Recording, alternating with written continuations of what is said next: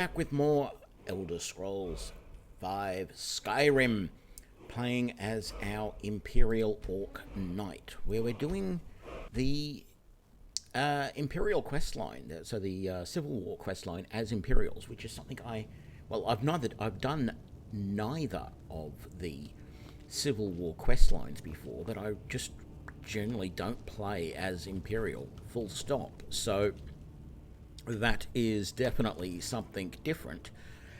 I have to deliver a message to the Jarl of Whiterun. Well, that's going to be interesting, isn't it?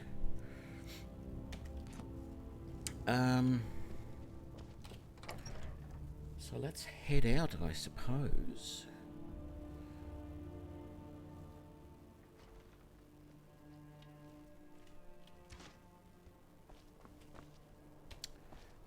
Actually,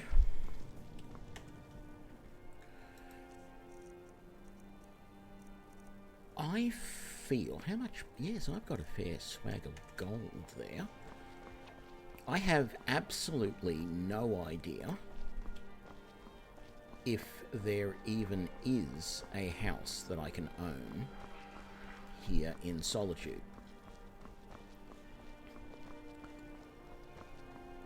But let's come down here to the castle and talk to the steward, sentinel, whatever he wants to call himself, the high muckety muck who looks after things, and see if there's any option for us to purchase a house.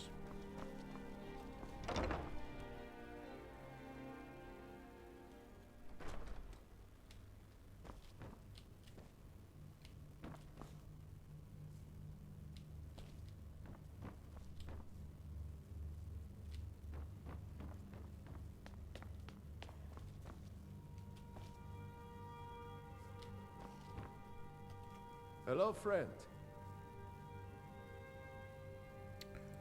Well, The doesn't seem to be. Jarl has put out a bounty on some bandits. Here, take a look at this decree for details. I suppose it would probably help if I actually looked up any information on potential houses.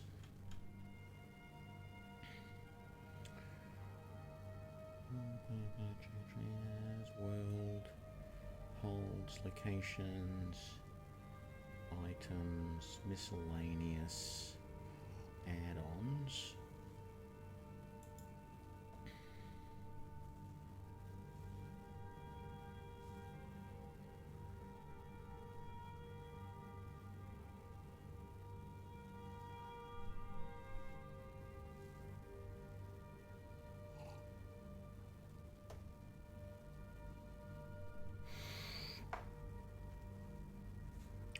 Okay, so there's Lakeview Manor around Falkreath, Keep safe. Jarshan Hall in the snowy tundra of the Pale, and Winstead Manor near the salt marches of Hellmarsh. That only tells me that that's the houses that I can, the land that I can buy to build houses on. It doesn't tell me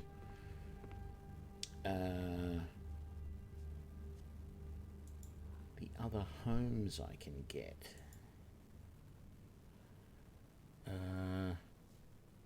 So now that's only, okay, houses. So Solitude. Proud Spire Manor, some distance from the Blue Palace fast travel point, completing The Man Who Cried Wolf and miscellaneous quest named Ellis Trouble from the Jarl.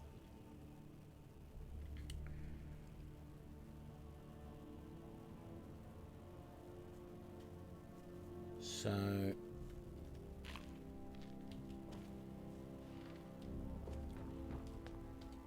there's something personal I was hoping you would do for me. Falk told me what you did for us at Wolfskull Cave.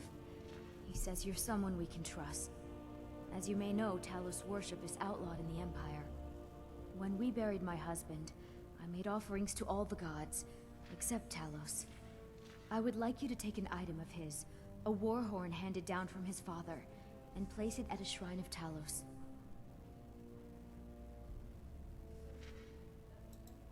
Thank you. It would mean a lot to me.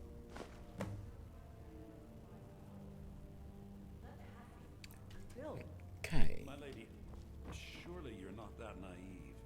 Such foolishness would only leave us defensive. So, let's see where that... Oh, we've got a couple of missions here. Where's this one? Okay.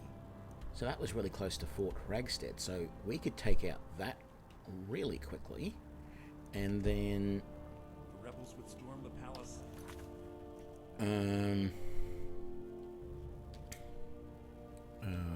Shrine.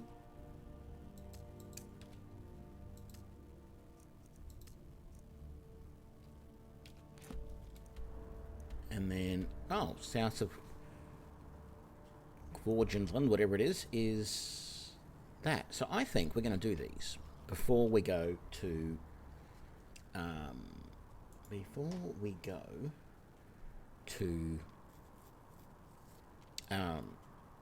Whiterun.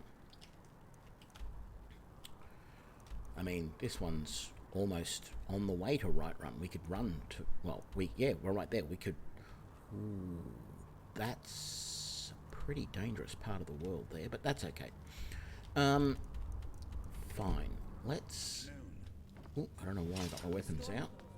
It's probably not a good thing to do in the Jarl's Palace.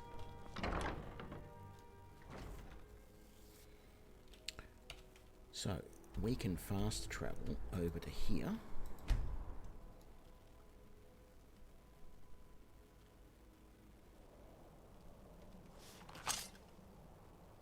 And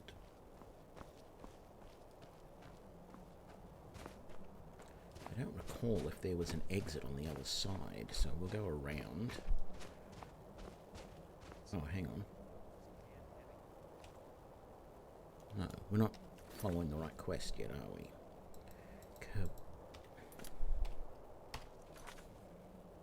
Interface isn't going too well for me at the moment. That one. Okay, yes, I was correct. Go around the back of the castle, down the hill towards the waterfront. Oh. Jump to your death. Let's see if it's any better around the other side of the keep. Oh yeah, Imperial troopers manning the base already.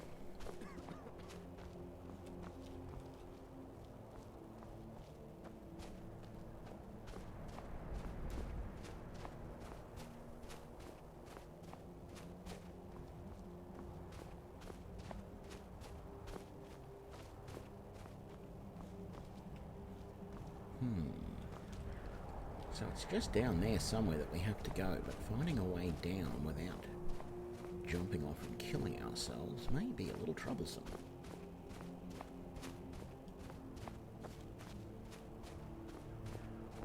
Wow, are we ever going to find... Then we just get a sheer rock face.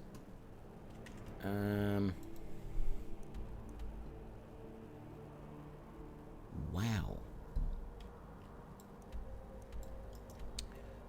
Man, this map is always really super confusing to me. Okay. Yeah, that's a super bad cliff down there. So it looks like I can get down here, or I can come over to here and follow this trail which winds its way down. I'm thinking this one's probably the better one at the moment. I feel like I'm going backwards by tracking back to there, but I could go to Wolf Skull Cave and come that way. It's not clear that that one goes down. It looks like that road goes over that way to the northeast. So, yeah. Let's come over this way and wind our way down. I mean, that one may not go all the way down, but it looks like it's got a pretty low point right about here, and we might be able to get down that way a little safer. Okay, so back this way.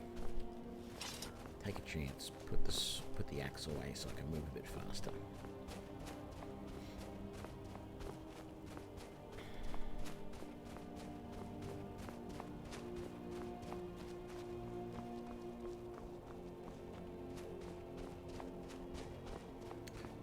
So there is a trail. So if we get back out to the road, where's the road? Just here.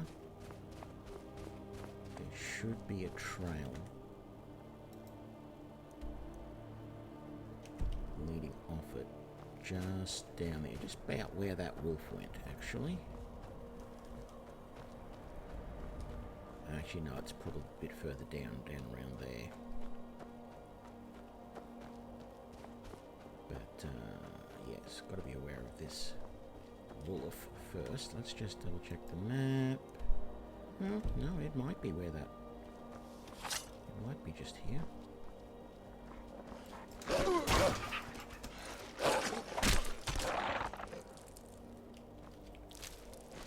we go.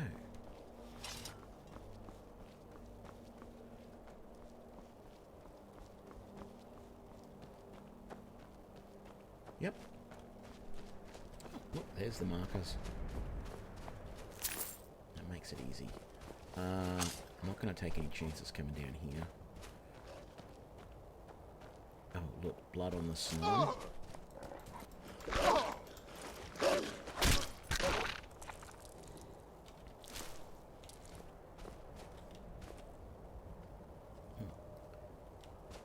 Okay. Oh man, everywhere around here.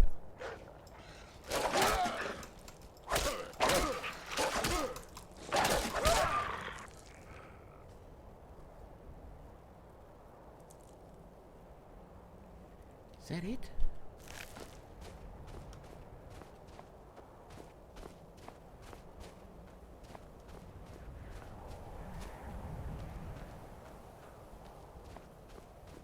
It's only a fox.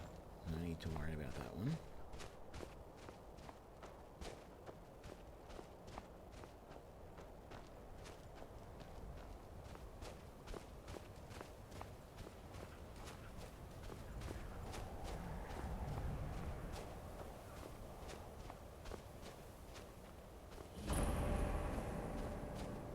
Steep Fall Barrow.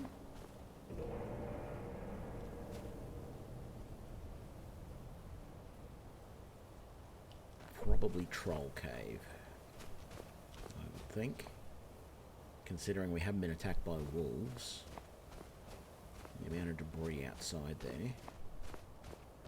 I mean, the wolf, the ice wolf that we just killed might have come from there, but he looked like he had a lair up on a stone up there near where we killed him. So, a little hard to tell.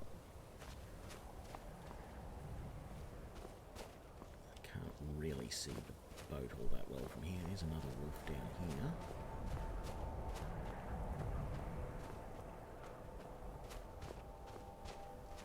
Come here.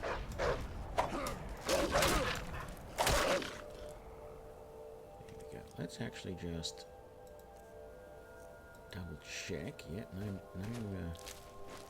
diseases, etc. from the wolf fights, which is good.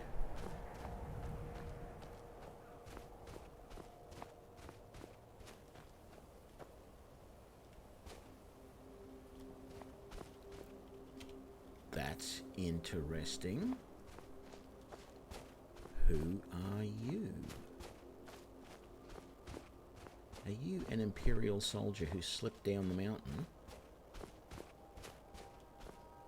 You are. Okay. Because... yeah. Okay, well, you keep a good guard there.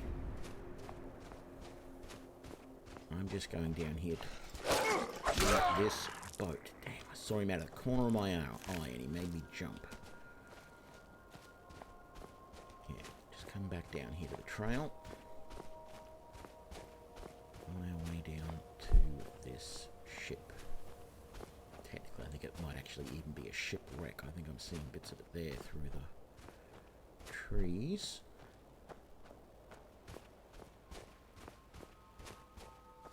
Yeah. Definitely a shipwreck. They could do with a really good lighthouse around here. Like up there.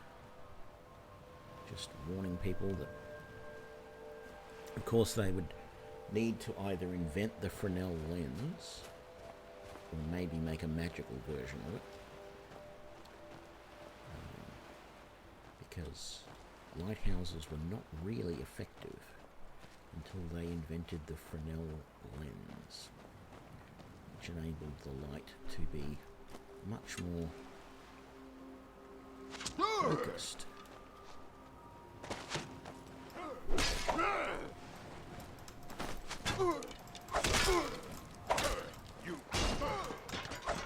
Yep, they're dead. Very good.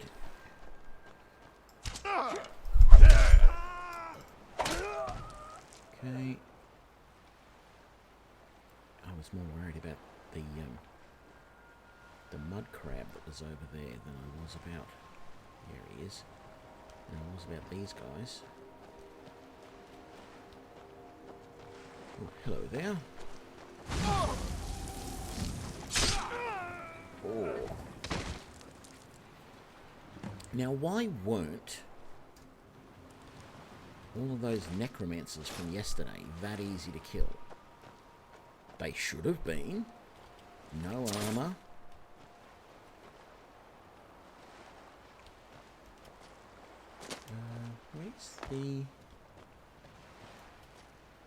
Where's the other guy? There. Follow the blood trail. Man, that bird is just circling up there. No sign of that mud crab. No sign of any other baddies. No, looks like we're good. I mean, there probably will be inside the wreck of the boat. But for now... Oh, come on. I'm out of practice with my lockpicking. No, that's too far. So we want it about there. Oh, come on. That can't have been more than a...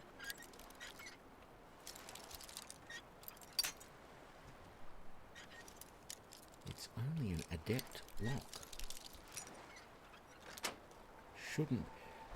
Should not be that sensitive.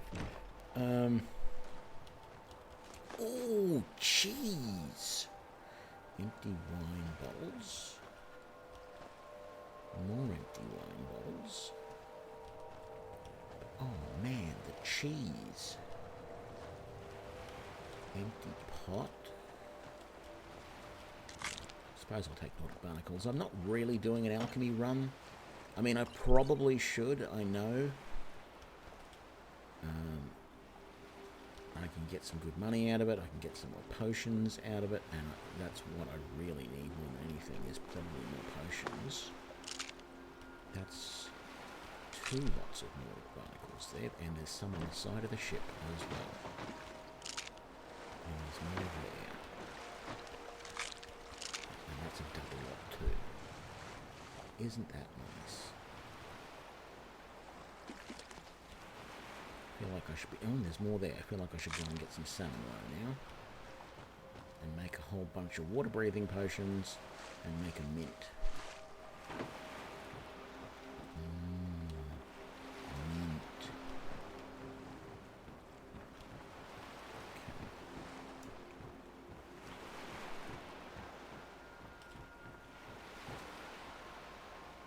That bird is really wants something around here. I don't know what, but... Can you climb that? Okay.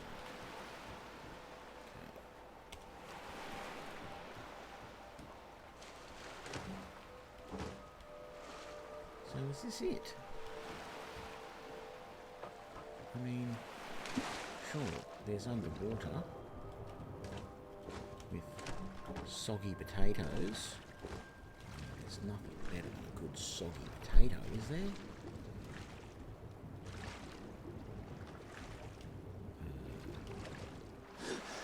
There perhaps. And we've got those. What's up here? So what?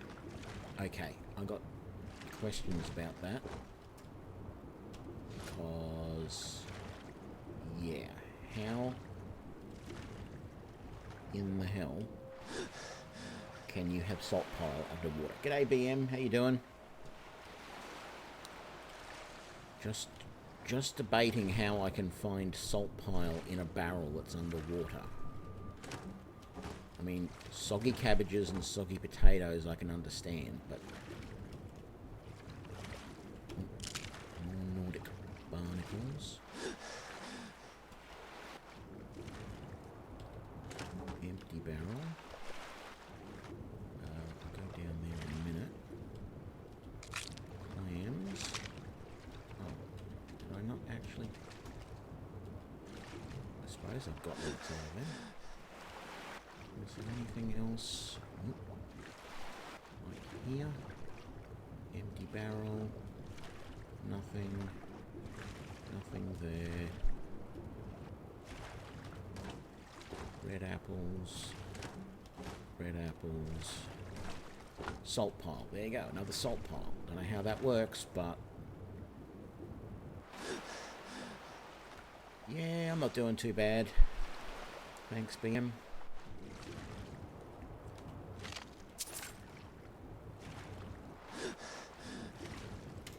Any more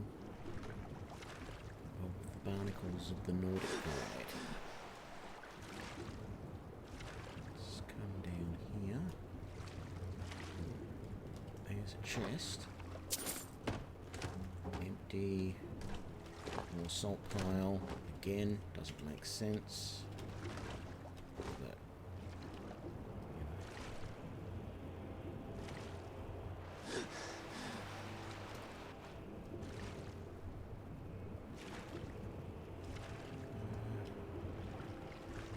nothing there, nothing there.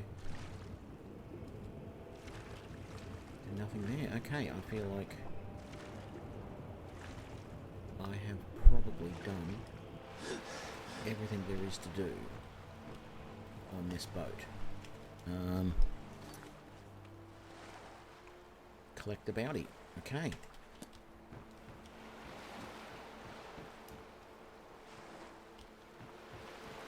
I guess I can collect the bounty now.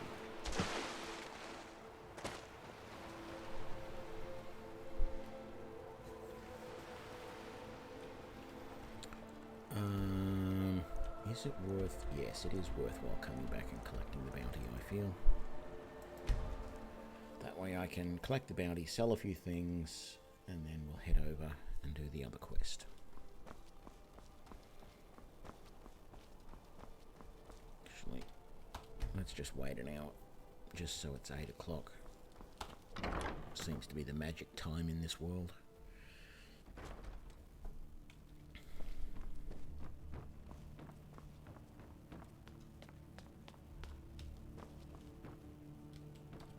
Hello, friend. Excellent. You've done us a great service. Here's your reward. 100 gold. What will I do with that?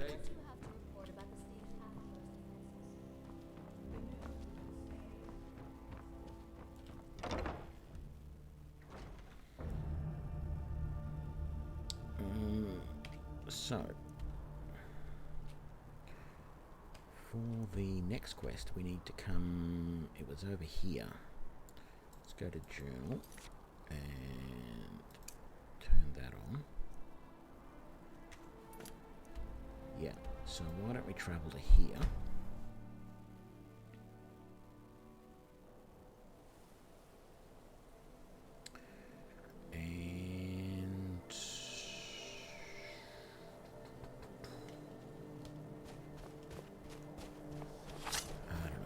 Feel it would be slightly safer to take the road, although the road is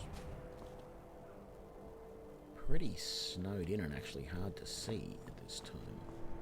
Well, I say at this time, always. Like, it's not like this road looks different at different times of the year, I don't think. Okay, we're good now. We can see where we're going.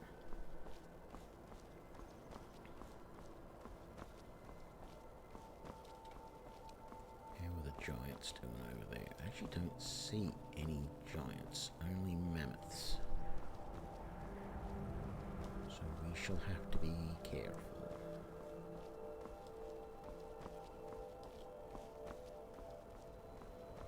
There's none over that way. Oh. Some wolves though.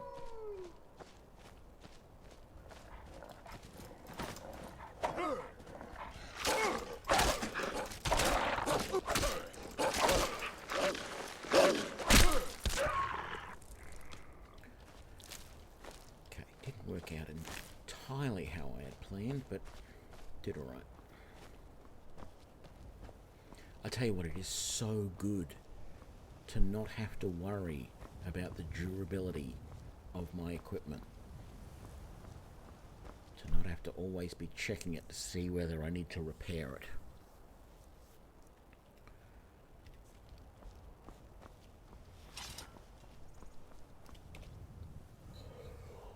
Oh, really?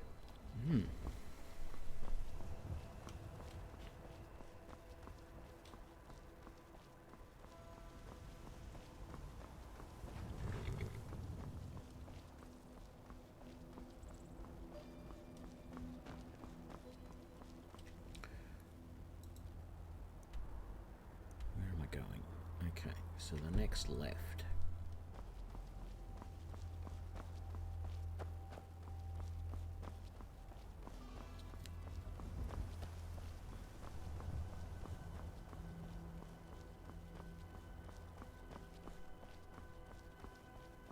Oh, I know where this is going.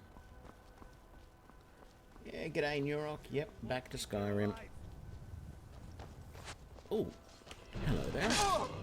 Go ahead.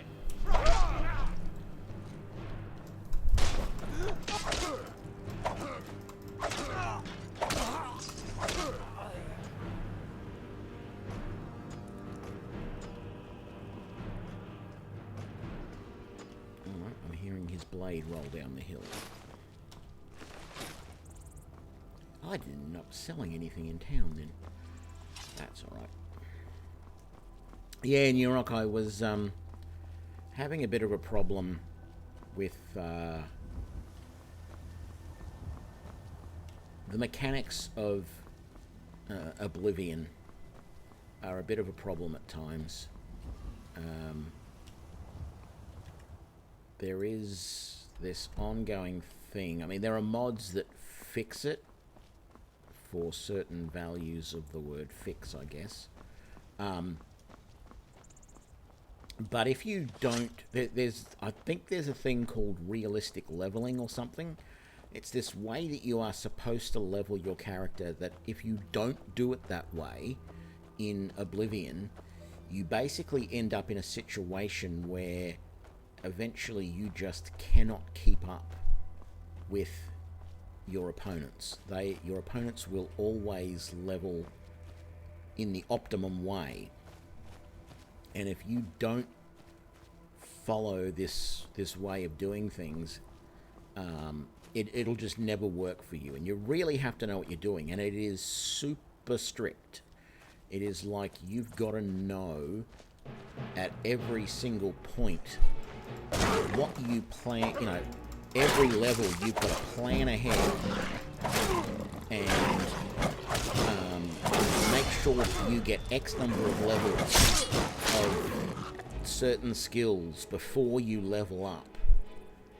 Otherwise, you will just not be able to keep up. And I got to this situation where no matter what I did, every opponent was taking... Like, I had an enchanted sword which had like 47 uses of the enchantment on it before I had to recharge it. And it was basically, I was only ever able to take on 1 or 2 enemies with that sword before it would run out of yeah, and it would basically just unless I it was just getting impossible for me to level up effectively, and it just frustrated the hell out of me to the point where I said, I just can't play this at the moment. It is so broken and so frustrating that I've put all this effort into this character, and now I feel like it's impossible for me to get anywhere. And I mean, you know, like you saw that fight against that saber cat. That's a pretty tough enemy, and I still took it down in, you know, I think it was a maximum of about half a dozen hits, and that thing was down. But I was literally just doing, you know, spamming the attack, and it would take like 20 or 30 hits to kill anything in Oblivion. And it was just a case of, I can't keep playing like this. It's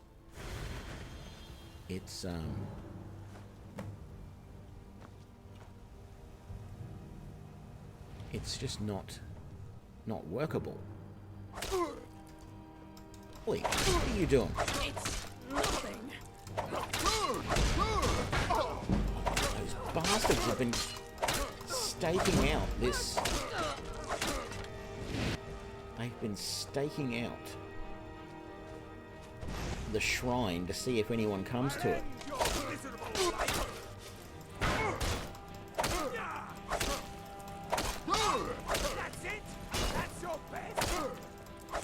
Wow, this guy is tough. I said I said I was having no end of problems in Oblivion getting through enemies, but this guy is Oblivion-esque.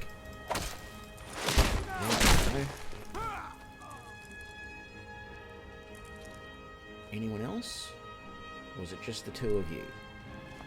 I mean, that just also shows the arrogance of the Thalmor, that they think that 2 of them is enough to take on someone like me.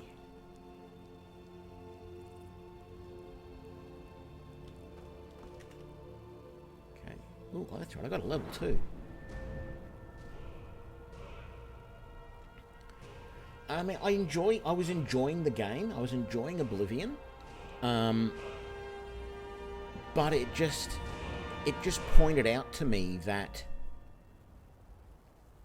like, if you've seen my streams, you'll know that one of the things that I'm sort of experimenting with a lot of the games that I play is trying to work out if they're well-designed, well-built games. You know, like my thing in Skyrim about, can you get through the main campaign without using lockpicking? That, to me, was not just a challenge for the sake of it. It was more of, if they've got a mechanism in this game that you are forced to use, it is the only way to get through a lock, and you have to get through that lock to complete the game, then it's a little bit weird that you are forced to use this one mechanism in the game. Because, you know, practically everything else in the game, you can make your decision. Do you want to... no,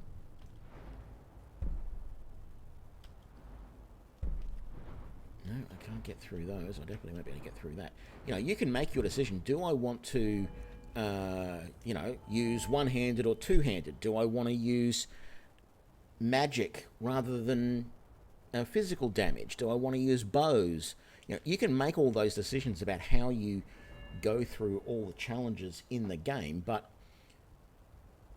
yeah, the fact that that Oblivion is just like impossible to play. Like I remember I said I saw another I saw a video, or I think it was actually a text post that I read, where someone was talking about leveling in the game and how you know, you really are in a situation. I think I'm going to take steel smithing this level. You really are in a situation in Oblivion that most people who don't understand how that leveling system works, the only option that they have is to turn down the difficulty in the game, because otherwise they are just going to struggle more and more as the levels go on, you know. And I thought I had made a good start. You know, I thought I was doing well with the configuration and everything that I did, but obviously I didn't understand the that leveling mechanic to the point that you're supposed to, and I really don't, you know, unless there is a lot of simple but easy to understand, you know, simple and easy to understand explanations given to you in the actual game itself on how to level. You know, if they provide all the guidance that says, well, at this level you really should do this to get the best out of your character. Some games do that sort of thing, others don't.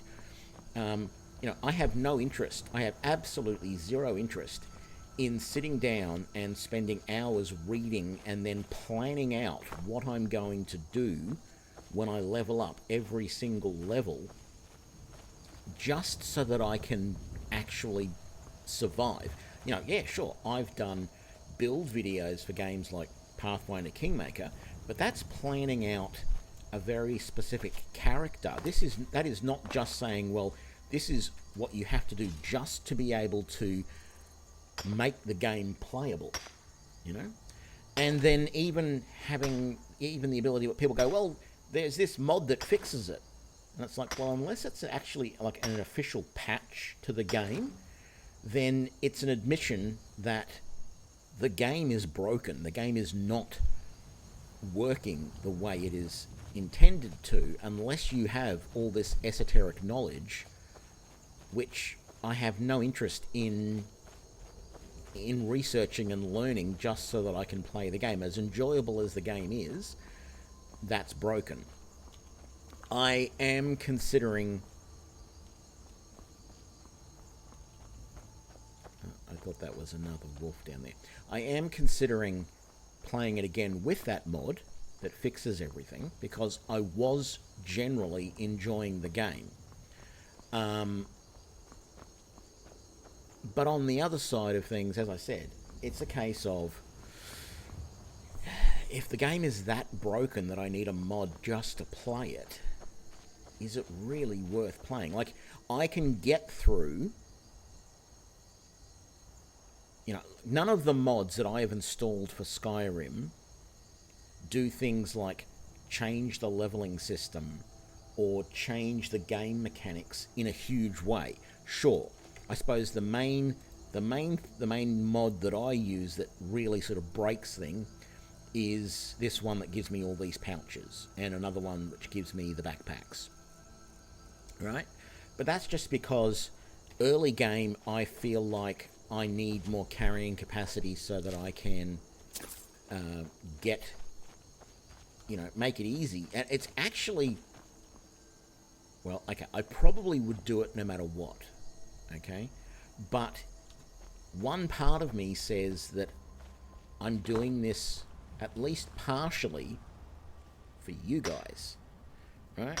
It's like the reason why I will, go and grab a torch or get a light spell to make it easier for you guys to see what's going on.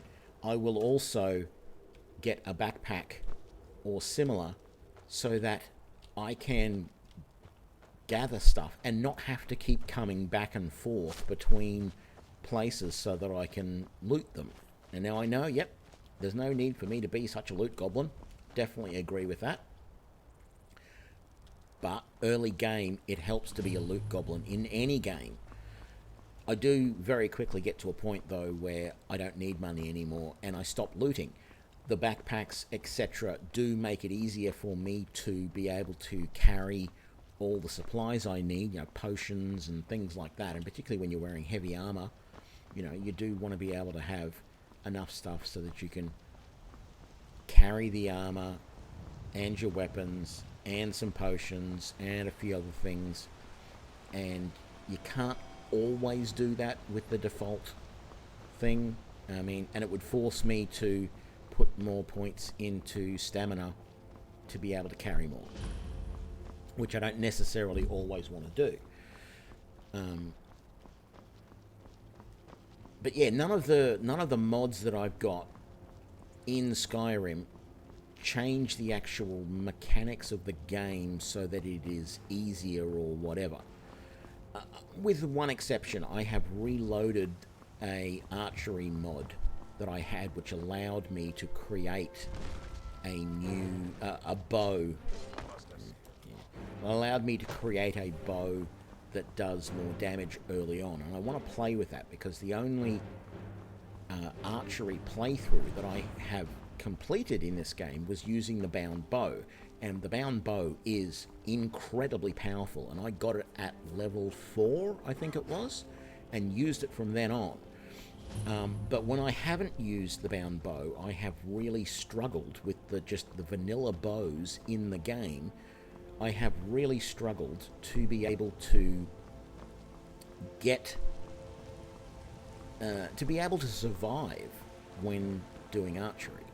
So I've re-enabled that mod, and when I'm not at work and I'm not streaming, I have been playing that ranged character a little bit just to see again what it was like with that. You know, I've started a new ranged character. I mean, I'm not playing that character again, but started a new one just to see what it's like with a better bow. That's not the bound bow. About. Official business only.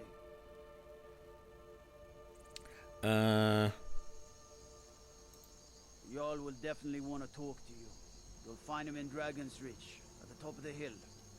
But it's interesting because there's, well, yes, KR. I hope I can call you KR, because KR sounds like I've got a stutter or something. But yes, I agree. Archery does only seem to be worth it when you sneak. I don't feel that should be the only way to use it, though. I actually fiddled around with some figures, looking at how much damage you can do with a bow as opposed to a melee weapon. Right? So I looked on a wiki and I actually compared the hunting bow and iron arrows and looked at how much damage that does. Just the default blank, thank you very much damage.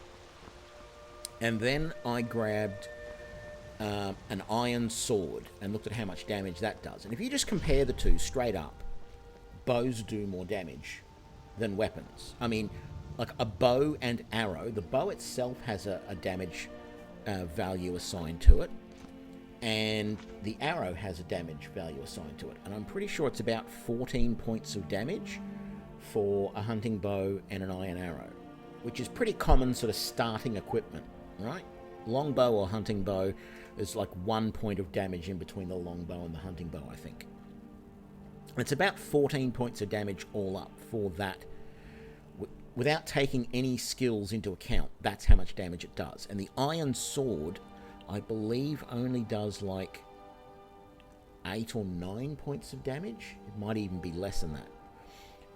But once you know the mechanics of how the skills that you've got improve everything, so every point that you have in the one-handed skill raises your damage by 0.5%. So at the moment, I've actually got 20% extra damage because I have 41 points in overhanded. But then on top of that, I've got a further 60% increase from armsman. Now, the wiki was saying that those two sort of multiply somehow, because the maximum you're supposed to be able to get, if you've got 100 here as one-handed, and you've got the full 5 here, which makes it 100% extra damage there. You don't actually, somehow you don't actually get 200% damage, you get 300%. I guess it's because that's added on. So it's 200% here plus the original. So it means you're doing 300% damage. Archery basically works the same, except every point you have in here is 0.8% increase, not 0.5%. But the thing is, you have a much slower action speed with a bow than you do with a one-handed or even a two-handed weapon. You can swing these way quicker than you can string an arrow, draw it back, and shoot it. So ultimately, you're at a disadvantage with the bow, even though you can get sneak attack damage, which initially triples but eventually will, initially doubles but eventually will triple the damage. I believe, and I haven't fully calculated all this out yet, and I probably should just go and look. I'm sure there's someone who's worked it all out. But I believe that the vanilla bows in the game, if you compared any bow with its equivalent one-handed or two-handed weapon, and you looked at the damage per second that you can do with those, I believe the bows fall behind. That's my belief, and it's mostly to do with the DPS is lower because it takes longer to draw and loose a bow than it does to swing either a one or two-handed weapon. And that's why it feels to me like archery isn't as viable, even with sneak attack. I find archery harder, even though, Ranger Tony here, I love archery. That is my deal. And that's why I keep coming back to the character, because I feel like I want to keep coming back and experimenting to see if I can come up with tactics that help me. I know that I am deficient in my tactics. I know that I should be, coming out of sneak sooner. If I can't get that one-shot kill, or if I'm facing a large group of opponents, I know that I need to get out of sneak sooner and start kiting and moving away and looking for the angles and looking for the ways that I can trap them so that they can't get to me, but I can still shoot them. I know I need to do all of that better, but in the heat of the moment, it's not something that I'm great at doing. So there's probably going to be more times when I do try archery, particularly in Skyrim. Archery in Oblivion, don't get me started. I've mentioned that in videos before, what I hate about that. It's not just the arrow drop. It's actually the whole animation that they've got there is just completely ridiculous. At least they got some decent animators to do the animations in Skyrim for archery. Or somebody went up to them and said, "You got that wrong. You should not do it in the next game." But the interesting thing is, everyone's been asking me when I'm going to play Enderall. And if you haven't heard Enderall, so by the way, that was the end of my rant there. I have a rant that I do all the time. That was one of them. End rant, talk about something else. Everyone's been asking when I'm going to play Enderall, and I am as soon as it comes out. But I was researching Enderall the other day, and it turns out that there was a mod for Oblivion that is basically the prequel to the Enderall game. And I need to do a little bit more research on that. Because I'm sort of interested in giving that a try, hoping that they fix the leveling problem as well, and so that I can just play that as an adventure and enjoy it, and then move on to Enderall, which is like the follow-on. Okay, second rant time. New Rock, you just asked me about the new Pathfinder. At this stage, my answer is It's not definitely no, but it's unlikely that I'm going to create any build videos for the new Pathfinder for a few reasons. I have realized over the last year that what I enjoy in a role-playing game is a game where I get to do the adventure. If I'm playing a role-playing game, I'm not interested in things like kingdom management or massive army battles. I'm there for the party adventure type of thing, or in this case, the essentially single-person adventure, right? The problem with Pathfinder Kingmaker was that the kingdom management stuff sort of became a distraction, and it broke the game up. You're actually forced to stop playing the main quest line in the after the first chapter. When the first chapter is great, Varnhold's Lot is great, but after you've done the first chapter and you now have your barony and you have to start looking at it, you've got that mission to go and investigate the ruins, which the phase spiders and the dryad pops out of and attacks you, and then this mysterious magical blight disappears, and then you've got months before that's going to appear again. And you're just forced to go off and do what are essentially side missions for months at a time, and then come back and do more on the main mission. And I feel that forcing of a break, I don't like. I want to be the person who decides when I do a quest, not the game. Right? I got no problems with a game that doesn't have side quests, and you're just like Varnhold's Lot. That mission, there's no side quests. You just do the mission, and it's great, right? And in games where there are side missions, like your Oblivions, your Skyrims, those sorts of things, as long as it's my choice when I'm going to do them, that's really good. Okay? So that was my problem with Pathfinder Kingmaker. There is, I believe, going to be a similar problem in the new Pathfinder, because the main focus of that game is massive combat. There are going to be, you end up becoming a general in charge of an army, and at multiple points in that game, you are going to be sidetracked in some ways to go off and run these massive battles.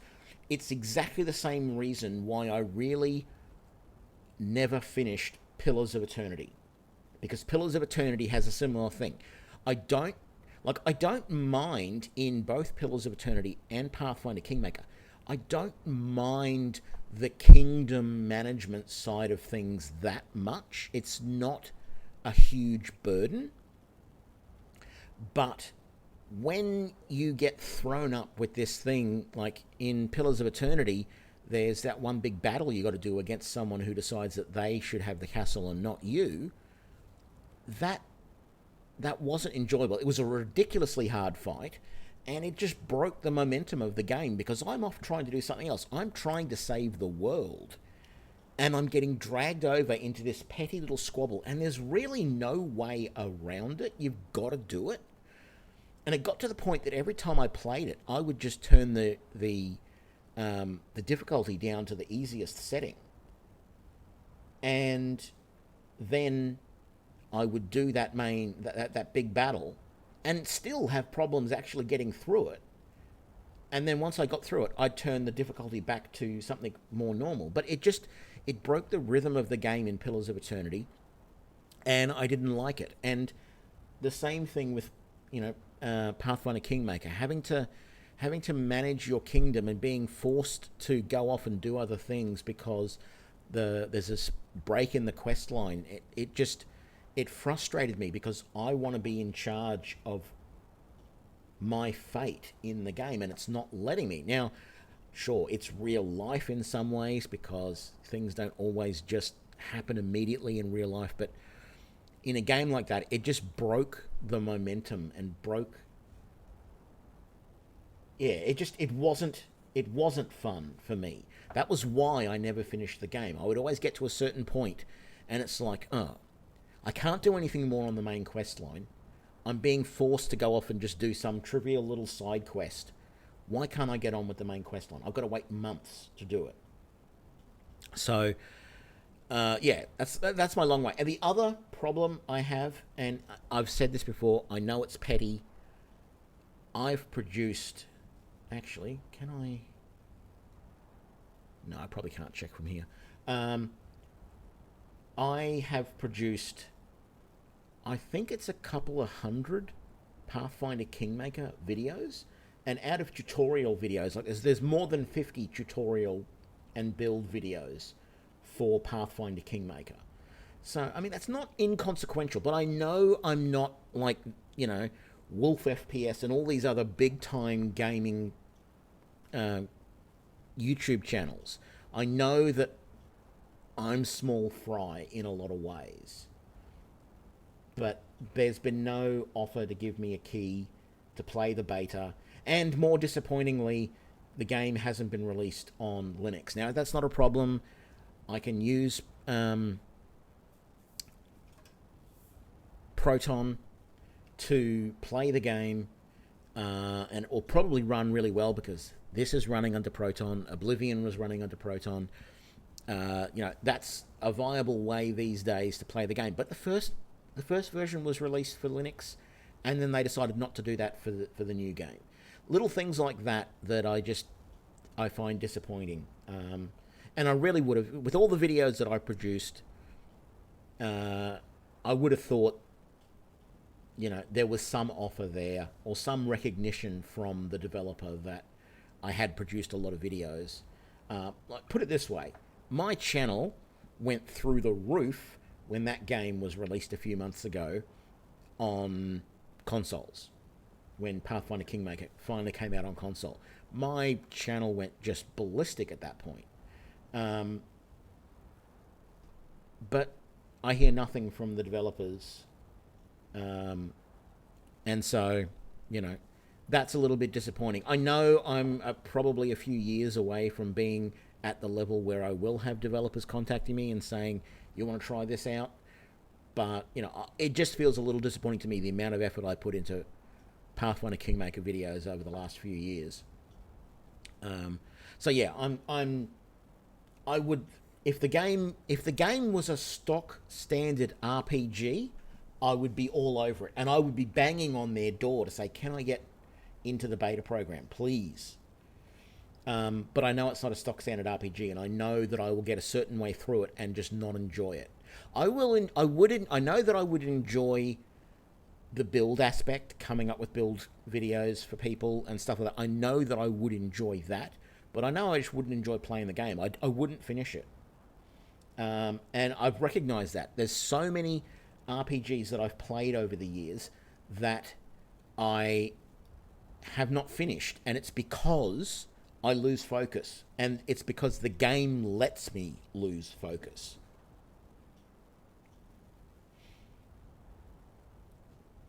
Yeah, I haven't really played around with Lutris much, and technically Proton is wine, so I just use Proton now. I do have some games. Neverwinter Nights 2, I've only ever played on wine. I didn't use Lutris, though. I used a system called Play on Linux to set that up. And I've played a few other games in Play on Linux over the years as well. But it's just disappointing that people aren't, especially because at one point Steam themselves were aiming at the Linux market by saying that they wanted to use Linux as the official operating system, and that sort of died, and that's very disappointing. Yeah. But I mean, I got no problems using Proton under Linux to run my Windows games. It's just disappointing that there was this surge there a few years back where a lot of developers were releasing their games for Linux because,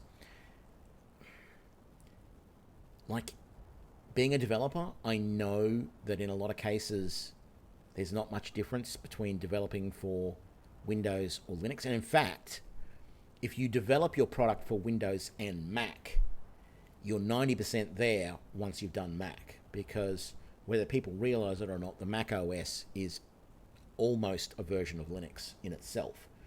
And so when you develop something for Macs, it basically, if you've already coded things, because it mostly comes down to file pathing more than anything. It's how you say this is where you should look on the hard drive for a file, like save files and things like that, right? And so if you're already working in that to say, okay, we're going to make sure that all of our file paths work in both Windows and Mac, then you're 99% there for Linux as well. Because most of the stuff, when they're coding, they're using libraries that are already built to run on all three operating systems. So they don't usually have to worry about diving deeply into, coding for a particular operating system, because usually it's abstracted away. Most of it is just completely abstracted away. They don't even need to know. That's why they're able to then produce something that'll run on consoles, because it's all just abstracted away and they don't have to worry about it. So I always just, it amazes me that more developers aren't producing stuff for Linux, because whenever they, so many produce stuff for both Windows and Mac, and then they just say, oh, well, Linux is too hard. And it's like, I look at it and go, it can't be that much harder. You've just done it for Mac. And quite frankly, I'm not a Mac person. Never have been. But I know enough about Macs to say that Macs actually create some of their own problems that are unique, and I wonder whether there's a few developers out there that say, oh, it's just too hard to get it to work on Mac, therefore it's going to be even harder to get it to work on Linux. And I look at it and go, actually, no, it's probably going to be easier in some cases to get it to work on Linux than it is on Mac. But anyway, man, I'm going to have to change the title of this stream. This isn't Skyrim Imperial Orc Night. This is Orc Night. This is Rant. This is Rant Night. But I love having a good chat about this sort of stuff. So, anyway, yes, probably not going to do videos for the new Pathfinder, but I'm not saying never, because things may change. What would you have me do then? Nothing? My What's lord, the meaning of this interruption? Jarl Balgrup is not receiving visitors. So what I would love, though, is A, more content for Solarstar Crown of the Magister, so I can produce more videos for that, or B, some other really good RPG to come out soon. I almost said Skyrim 6. Elder Scrolls 6 would be nice, but I saw today that Bethesda are now officially, because they've been bought by Microsoft, somehow they're now officially part of Xbox or something. So who knows what that's going to mean for Elder Scrolls 6. If it means that it's only ever released on console, I am going to be spitting chips. You'd better speak to the Jarl then. But I'm also looking at other games that are like this, such as... I trust you have something vitally important to tell me. Oh, what is it called? Important enough to interrupt me in the middle of council? I can't think of it now. Dragon Age? Dragon Age. Looking at the Dragon Age games and a bunch of stuff like that, just to see if there's some new content. Oh, yes? Well, not new I content. wonder what that They're old busybody games. wants New for me, now. though. New for this channel. Whatever it is. It will have to wait until after I finish dealing with this dragon situation. What? Excuse me? I have news from Helgen about the dragon attack? No, I don't. Next time, deal with Avenici. I have not been to Helgen.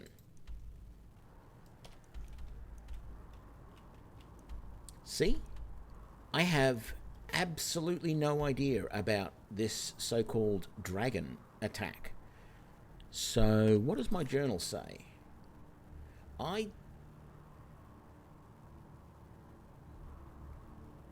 tried to deliver this message to the Jarl, and it won't let me. What does that mean?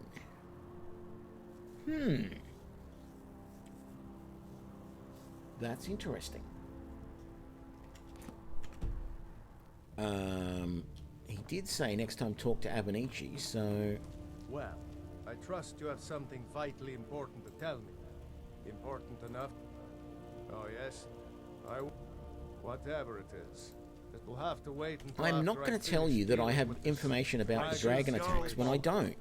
Now, if you don't mind, I've got a city to keep. Enjoy your visit to Dragon's Reach. So...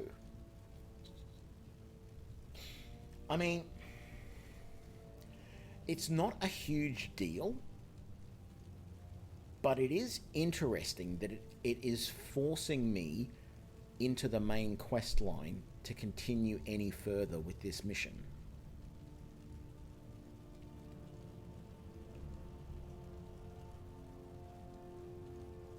Very, very interesting. Because I wanted to see how long I could go down this quest line without doing any of the main missions. Like, I didn't want to say, oh, I've been to Helgen. That's why I deliberately didn't go anywhere near Helgen. But it's basically like, I've just quick saved. What I'm going to do is I want to see... Well, I trust you have something vitally... You were at Helgen when it was attacked? You saw this with your own eyes? See, this is a complete lie. I didn't do this. I haven't seen the dragon attack. By Ismir, Irileth was right. What do you say now, Proventus? Shall we continue to trust in the strength of our walls against the dragon? My lord, we should send troops to Riverwood at once. I know what's going on It's here. in the most immediate danger. If that dragon is lurking in the mountains... The Jarl of Falkreath will I view that as a used the provocation. alternate He will start assume we're mod, preparing to join Ulfric's side which and allowed attack him. me to start We should not. at my orc stronghold. Not stand idly by while a dragon burns This my scenario home and does slaughters not my people.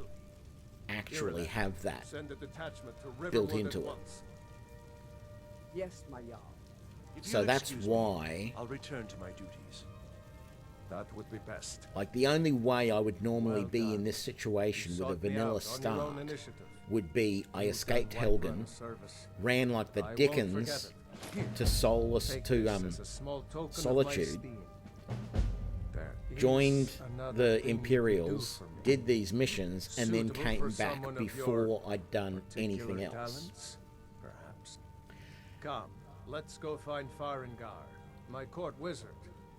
He's been looking into a matter related to these dragons and rumors of dragons.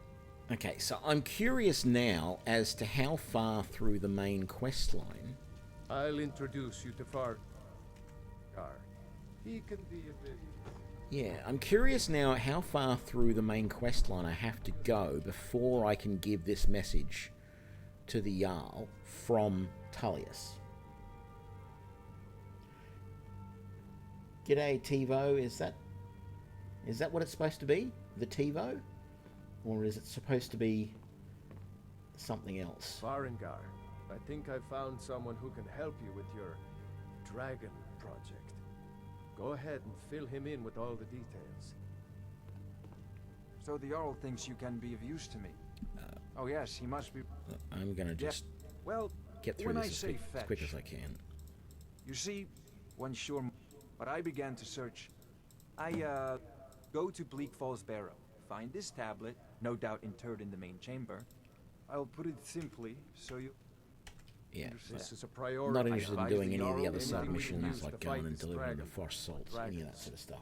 We need it quickly, before it's too late. Of course, Jarl Balgruf. You seem to have found me an able assistant. Yeah, I thought it sure might you will be prove a bit most like that, useful. but I thought you might be sort of... Succeed at this, and you'll be rewarded. Well, see, you probably... Whiterun will be in your debt. Do you know what TiVo is? Because the TiVo I'm thinking of is... it's sort of like an early digital video recorder that was around like, I don't know, 10 or 15 years ago, where you would record shows but onto a hard drive rather than onto video or DVD. Yeah, TiVo, T-I-V-O. So I thought you were trying to play with that as your name and just doing the TSE to sort of CEVO type of thing. But I'm assuming that's something else.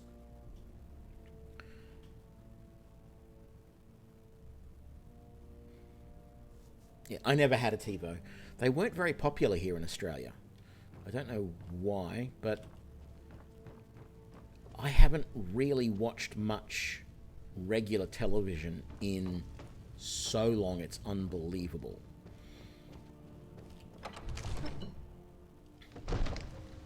Oh, hang on. Can I got to talk to the Jarl again and see if, because it's got the thing over him again now. Can I talk to him about? It's good to see. No doubt requesting to garrison his men in my castle. How many times must I deny him? Well, out with it. Ah, okay. Play on a Ukrainian word like whatchamacallit. Very nice. Okay. Until that dragon's dealt with, I don't care what Tullius wants. For now, give the papers to my steward. Don't be daft. Proventus is my eyes. Just give me the letter. I presume once I have it, I can do as I please with it? Good. Now, I believe you have some business to conclude with my court wizard. Any combat mods? Not that I'm using. I have one mod that I have added for a bow that can be made that is more powerful than regular bows, because I believe bows are a bit lacking in this game, but I'm not using it on this character, so I don't think that really counts.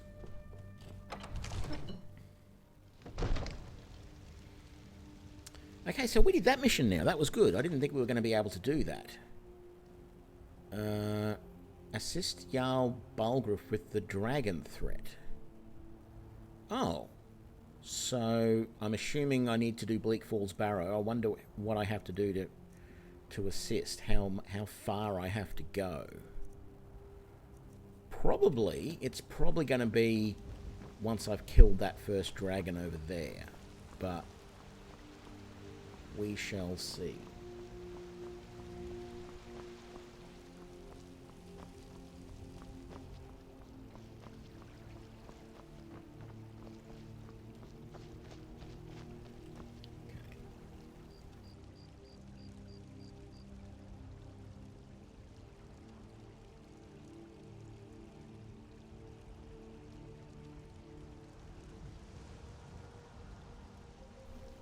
Sorry about that.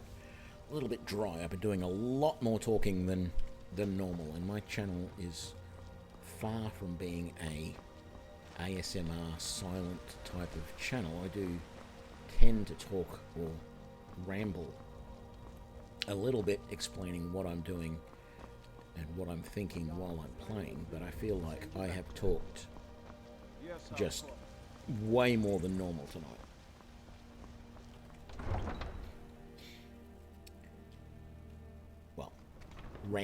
Rambled way more than normal.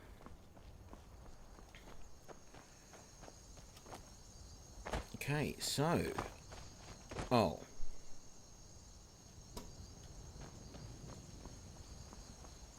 I really need to sell some stuff before I go to Bleak Falls Barrow. So let's come back in, wait for the shops to open, and quickly sell a few things. Say hello to, I don't know, someone in Riverwood while you're there. I couldn't think of any of their names, but that's where that guy's going. I love that about this game, that, and these two guys, they're running off to Riverwood as well. You know, like, you can walk around, and later on, well, actually, when I came into the town before, and you've got that mission with the giant over there, you can still, you know, you can do a couple little things here, and you can come back there, and you can still find the companions going up to their mead hall. I love just that whole mechanic of seeing these guys actually run off and go to where they plan to go. You don't just, oh, we're going to be there, and then suddenly you turn around and you go to that place next time and there they are. You actually see them on their way. You there. And this guy... The Dawn Guard is looking for anyone willing to fight against the growing vampire menace. What do you say? I'm just going to say that for the moment, to keep him happy. Like you. I don't know why you're going to go back in the gate, because you're going to come right back out again. If you want to, you can follow him all the way to Dawnguard. He will walk from here. Last time I saw him was over at the tower over here, you know, the bridge thing, the castle that's on two sides of the river there. I talked to him, and then I did something else in the town. I think I went and sold a whole bunch of stuff, and then I ran all the way over to here and did this fight, and as I was coming up that last little bit of hill there to do that fight, he was walking along. And I'm pretty sure if you want to, you can follow him, and he will take the road all the way around here, all the way. I don't know which road he takes through this area. I don't know whether he goes through the middle here and then around this side, or whether he comes up this way and goes around this side. But you can, I'm pretty sure that you can follow him, and he will walk, because I've seen him walking around here. In fact, I think I've even seen him one time just a little bit further around here. So I'm pretty sure you can just follow him as he walks all the way back to Fort Dawnguard. And as I said, I just love that about this game. The fact that the characters are doing that stuff, even if you're not actually aware of it. If I was to be able to teleport myself up that hill, which is on the way to Riverwood, I would probably see those guys running past. Those guards. It's, yeah, I love that about the game. I don't know that it's doing that for every single character that you meet in the game, but there are certain times like that. You know, and there's that weird, there's a guy and his wife. So he's dressed up like a merchant or someone a little bit posh, a little bit to-do. And him and his wife are riding horses along, and they're being led by an Imperial soldier. And the guy's always talking about he's got to get to Solitude for so-and-so's wedding. But you see them all over the map. It's like this it's like this Easter egg thing. I've seen him over here near Falkreath. I've seen him over here near Riften. I've actually, just in this playthrough itself, because I started here, and I ran up this way, over here, up there, and there to get to Solitude. And I think it was somewhere around here, I bumped into him. He was walking in the opposite direction. Actually, he might have been near Dragon Bridge. And he was basically walking away from Solitude, and saying, we've got to hurry, we've got to get back to Solitude for the wedding.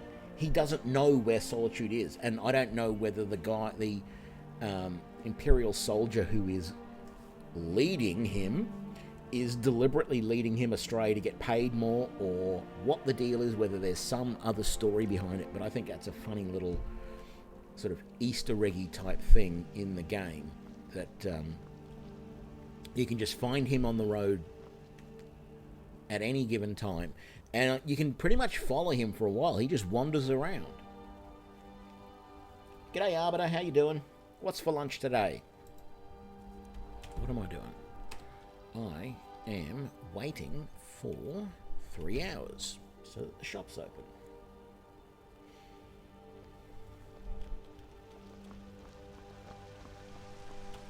Got some good pieces out here. The finest weapons and armor. Dwarven metal ingots. Orcish weapons. No orcish armor yet. Okay.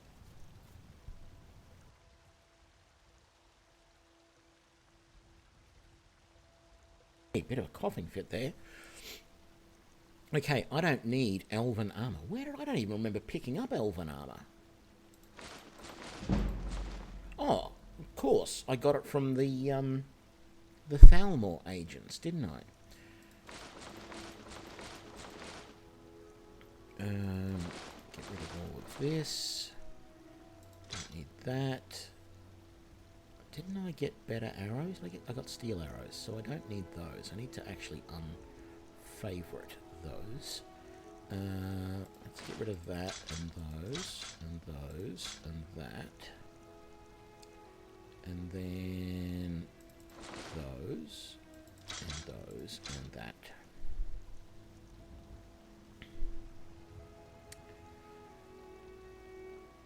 Yes. Ah, okay. Well, I hope it is an enjoyable lunch when you get it. Don't forget to check inside the shop if you need anything. So let's make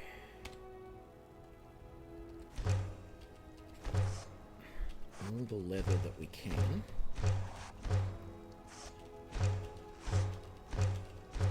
And then we're going to make up... no, I don't want to make a leather cape. I'm going to make... Whoop, no, that's really annoying. Let's do it that way.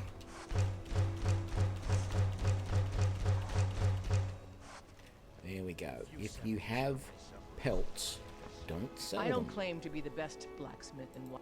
Turn them into Blades, leather, helmets, and then turn them pretty much into anything to suit your needs. leather strips, because each leather strip sells for a gold, whereas I think each leather hide only sells for like 2 or 3 gold, but you get 4 leather strips per hide, so it is worth more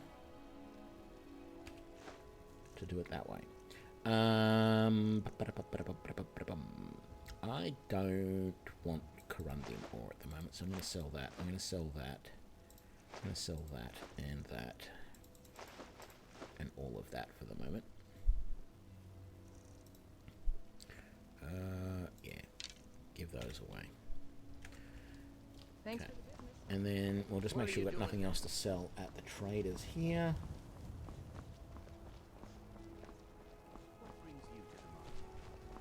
I'm here to buy food, Lizzie. Welcome to Bellathor's General Goods. Welcome indeed. Everything's for sale. Trinkets, odds and ends, that sort of thing. Let's get rid of those. Keep that. Oh, I should have disenchanted that. Oh well. Too late. I never actually read that. I better read that before I sell it. I was going to do something with those Nordic barnacles, but I can't be bothered. Don't want magicka.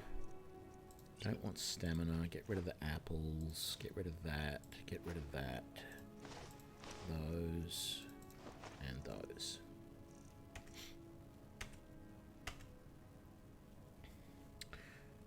Okay, what were those orders? In recent weeks, 2 prisoners have confessed to worshipping at a Talos shrine in the hills above White River Gorge. The cult must not be allowed to grow any further. Find the shrine, hunt down any heretics you find there, take no prisoners. Ellenwyn. You come back. Take a look. Can I sell that now? Or is that a quest item? It's not a quest item. I can sell it. Beautiful. Okay.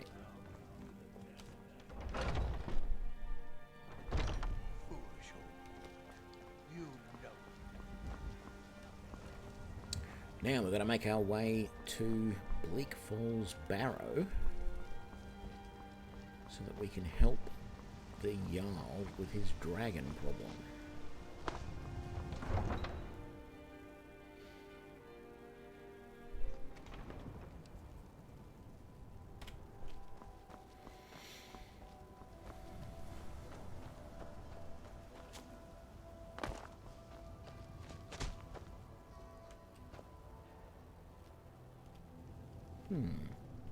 I just had an interesting idea. I've never actually looked. So, up there near Bleak Falls Barrow is where the dragon launches itself from later when it attacks that outpost. That means there is probably a dragon sleeping up there somewhere. I wonder what happens if I search around there when I go up to Bleak Falls Barrow.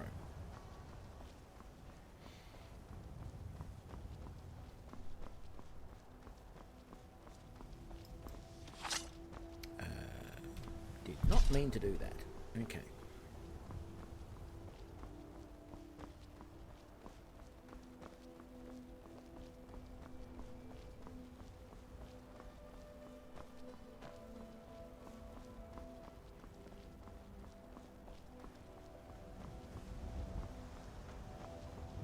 So this should be a pretty quick run through of Bleak Falls Barrow. I'm level 10, which is usually, yeah, a couple of levels higher than I am when I normally go through Bleak Falls Barrow.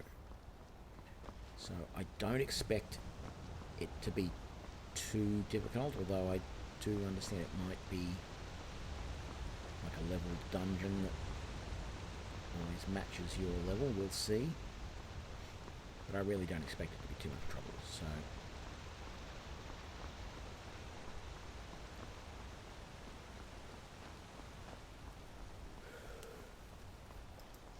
Ooh, actually, that's something interesting I just thought of.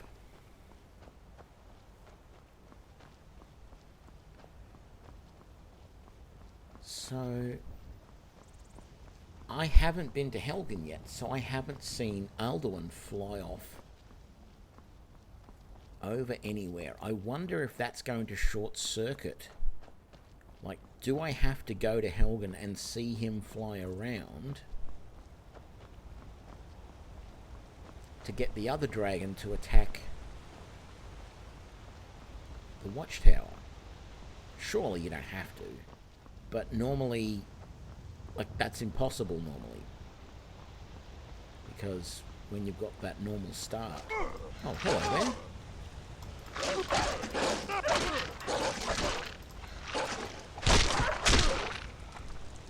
I was daydreaming and completely forgot that there would be wolves here.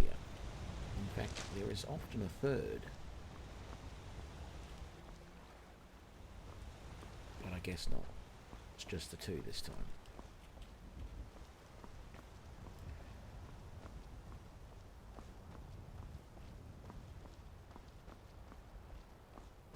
So, like, I wonder if I will see Alduin now, because...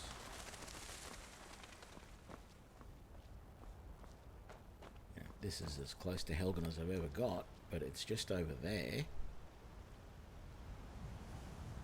Normally he would just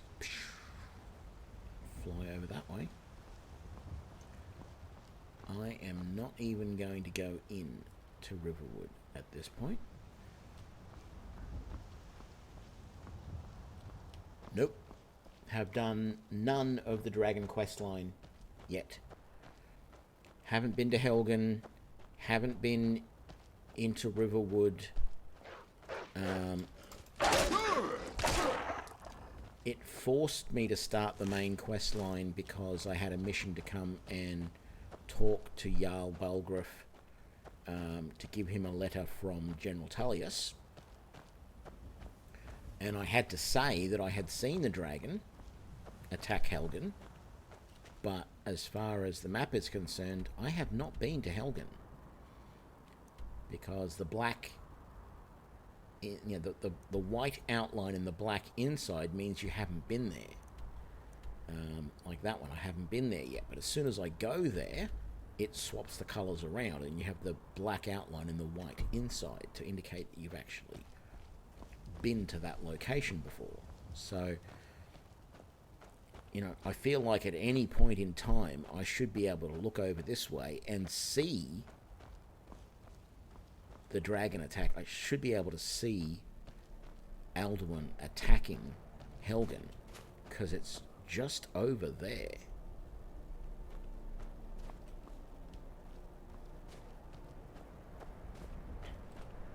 But I'm not seeing it. And he normally flies right over the barrow when he leaves.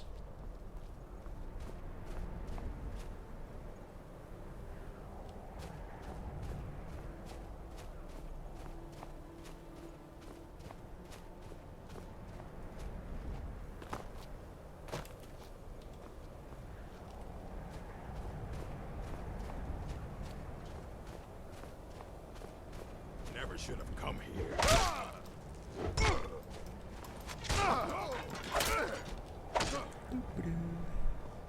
Excuse me, Mr. Archer.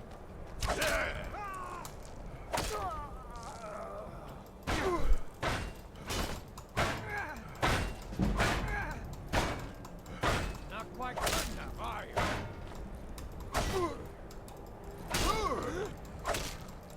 You're so much easier to roll when you're dead. You were saying? I mean,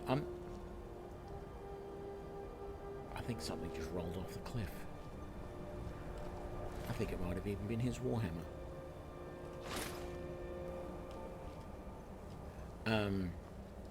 Yes.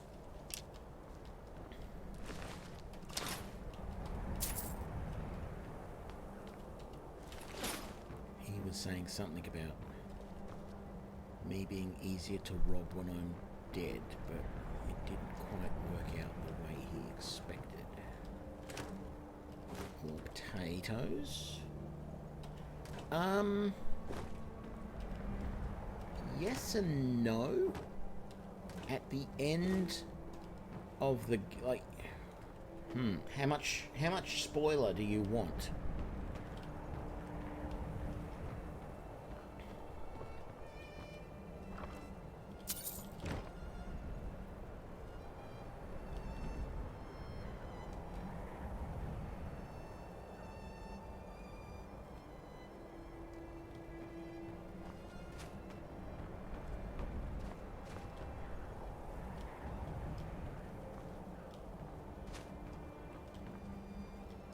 I'm aware that some people don't like spoilers, but to answer that question properly, I sort of have to spoil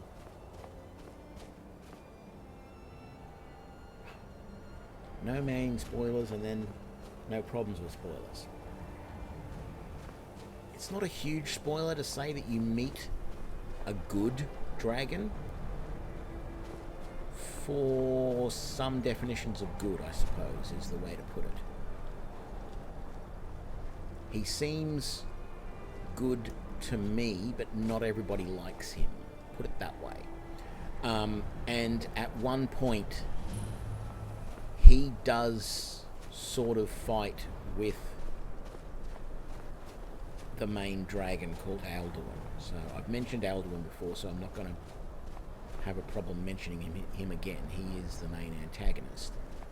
And so there is one very small point where those two do sort of fight a little bit, but you're the main one fighting Alduin at any given point. The other dragon is just sort of... Are you prepared to die? He's just around. He's not quite as invested in the fight. So it's not a full-on, you know, dragon v dragon battle. Them flying around in the sky, You know, none of that sort of stuff.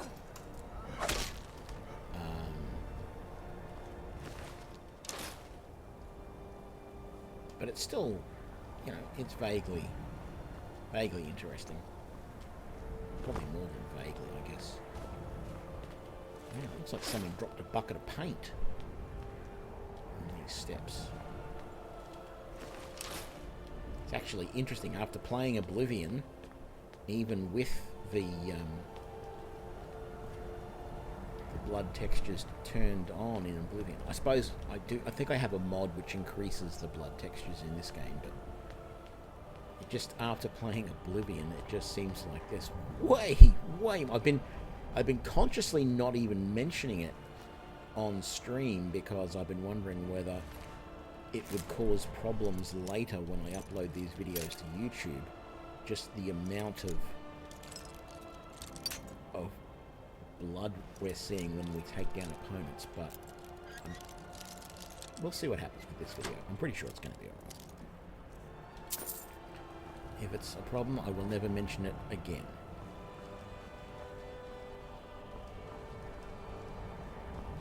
I'm on the default difficulty, so adept level. It's basically 1-to-1, which means I do 100% damage, my opponents do 100% damage. I have no interest in playing any of the harder levels because, whether you're aware of it or not, when you're playing on legendary difficulty, which is the hardest level, you are doing a third of the normal damage and your opponents are doing 3 times the normal damage to you. And that does not appeal to me. That does not sound like fun. I know there are people out there who have fun, who consider things like just getting completely mauled all the time to be fun. And they think it's fun to have to try and find multiple ways to get through a fight without just being completely slaughtered every single time.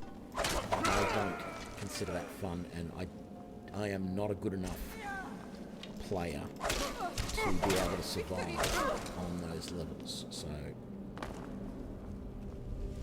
the default adept level is more than enough for me. And, you know, this is designed, well, not actually designed, but I desire this to be a pretty chill sort of stream. So you're not going to have, you know, me cursing and swearing and ranting and raving because the game is shafting me over and all that sort of stuff.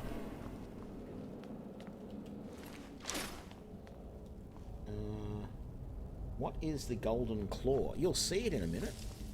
Well, it'll be a couple of minutes, but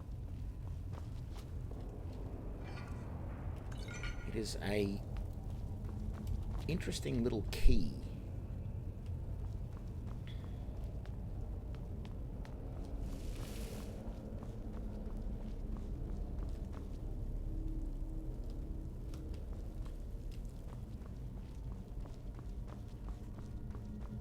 I could almost do this dungeon blindfolded.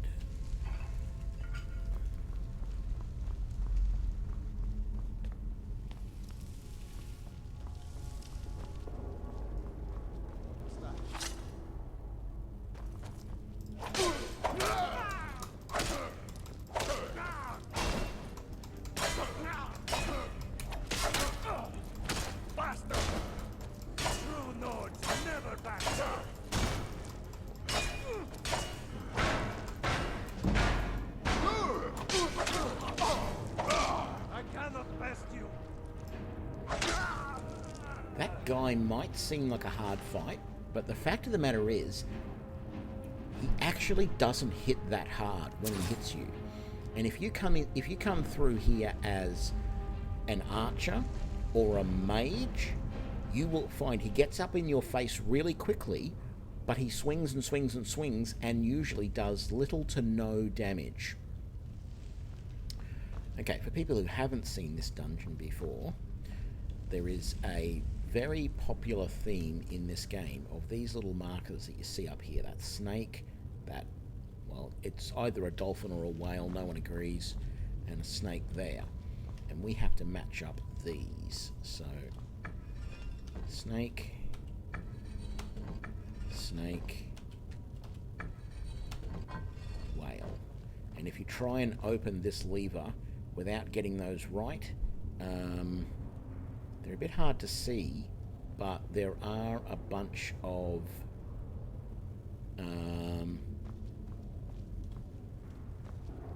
dart traps that shoot darts down at you. I can't remember where they are though. Oh, here they are.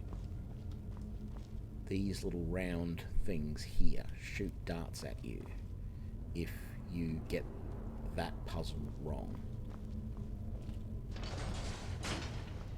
Okay. Let's grab that. I don't really want this book because it gives me pickpocketing, and I'm not doing pickpocketing, but we'll take it. No, there was nothing in there. Whatever's in there, there's nothing there. Grab that. You coming up? There we go. One more. Where are you? Come on. There we go. They always come up from down here. Although they don't always come all the way up. Sometimes you meet those guys on the stairs. Sometimes you meet them right down at the bottom. It just all depends on how noisy you have been. If you sneak through all of that, you get through it really super easy. Okay, we're going to get the golden claw in a minute, but I'm going to do this first. I'm going to search him, and then there is a chest back here, which always has a few random things in it. Okay.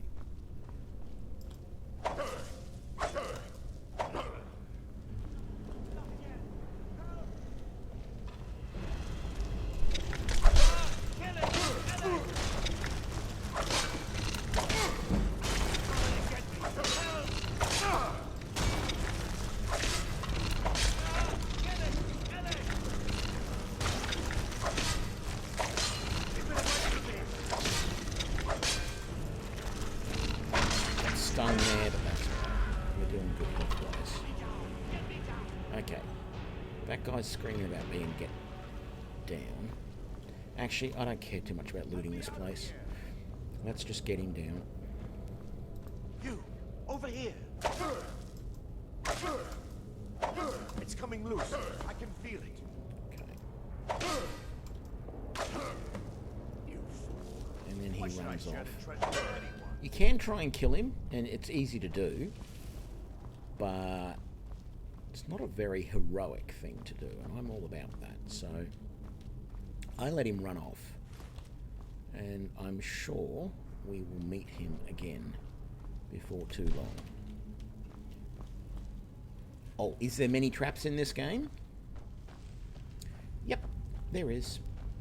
So he's just died down there from a trap.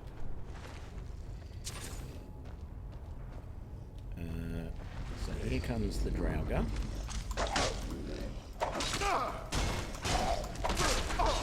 One down.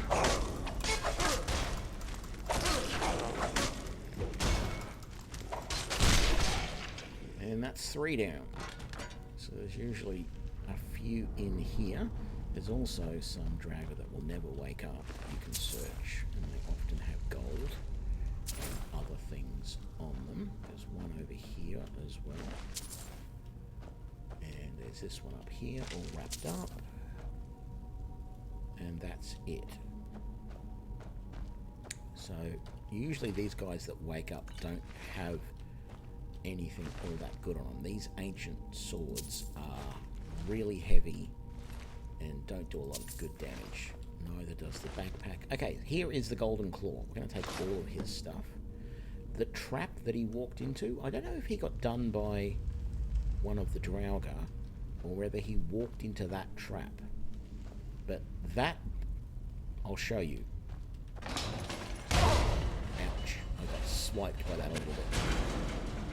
That's the trap there. Now, the easy way to not trigger that trap is to walk around this way. And then the golden claw, I've already got an ebony one, but the golden claw we need here looks like this. Oops. Come on, zoom in. There we go. So it's this golden dragon claw, and it's got these 3 symbols on the palm of it, and we need to use those later. So we've got another Draugr here who is going to wake up if we kill him first. I don't know why it took so many hits to take him down. Generally, I'm not taking any of the weapons they have because they're usually, as I said, they're really heavy. They're no use to you. I've already got a way better weapon. Actually, this guy here does wake up, doesn't he? Take him down first.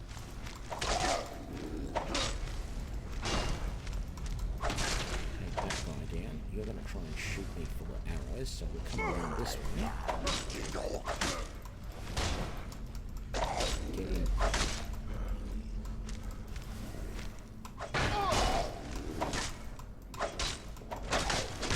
There we go.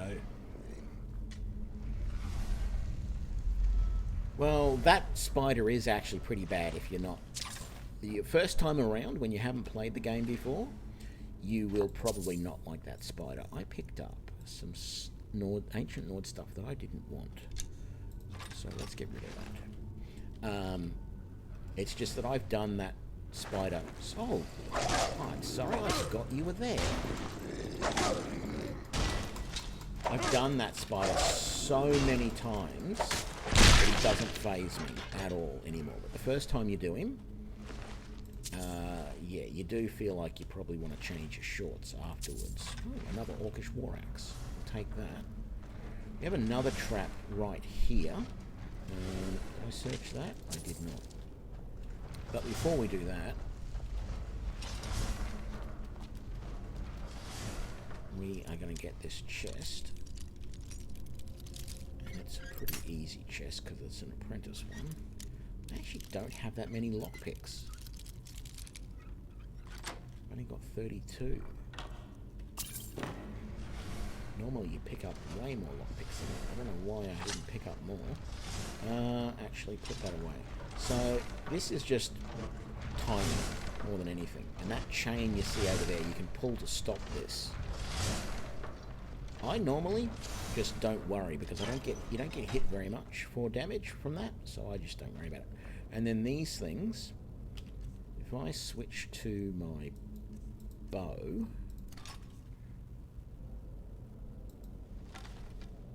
right, these are jugs full of flammable liquid that explode when they hit excuse me, when they hit the ground. Ugh, talking too much again, hang on.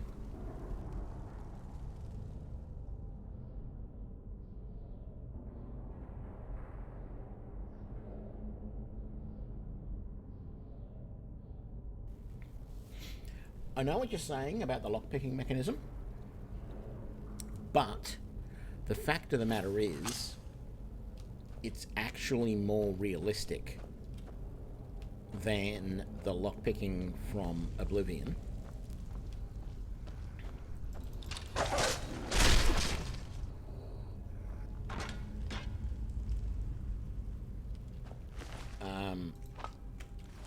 So I don't have a problem from that point of view.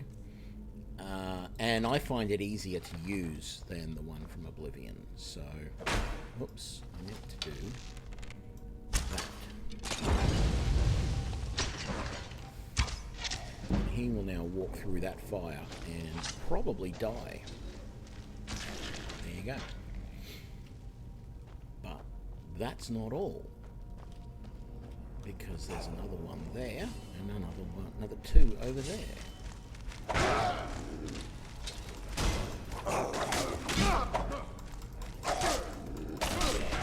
No, you are not going to get it back. Oh, and now you think that you can just use frost against me. There we go. Yeah, I've done this dungeon a few times. I know where everybody is. Don't have a problem getting through it. No, I can't do the Oblivion lockpicking system. That's why I had that mod on there to make it like Morrowind, because I just can't do it.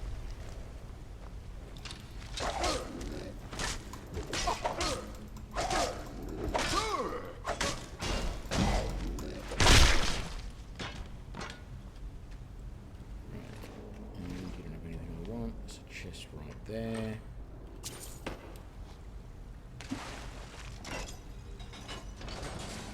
Go.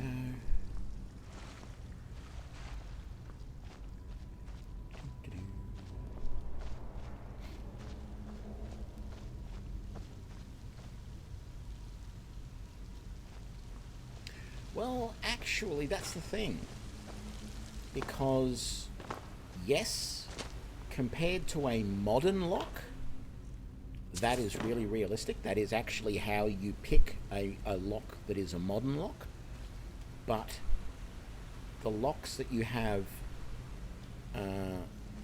next time I have to pick a lock, I'll show you. But the locks that you get, the old-time locks with the keyhole-shaped hole, work on a completely different mechanism. So you're not... When you turn the key in that, it's not pushing up or down or anything like that. It's not moving a pin at all. It's actually turning cylinders inside the lock.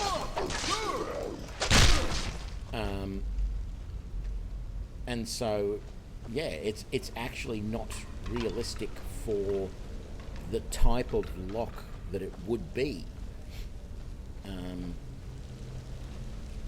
So at least this one, the lock looks right.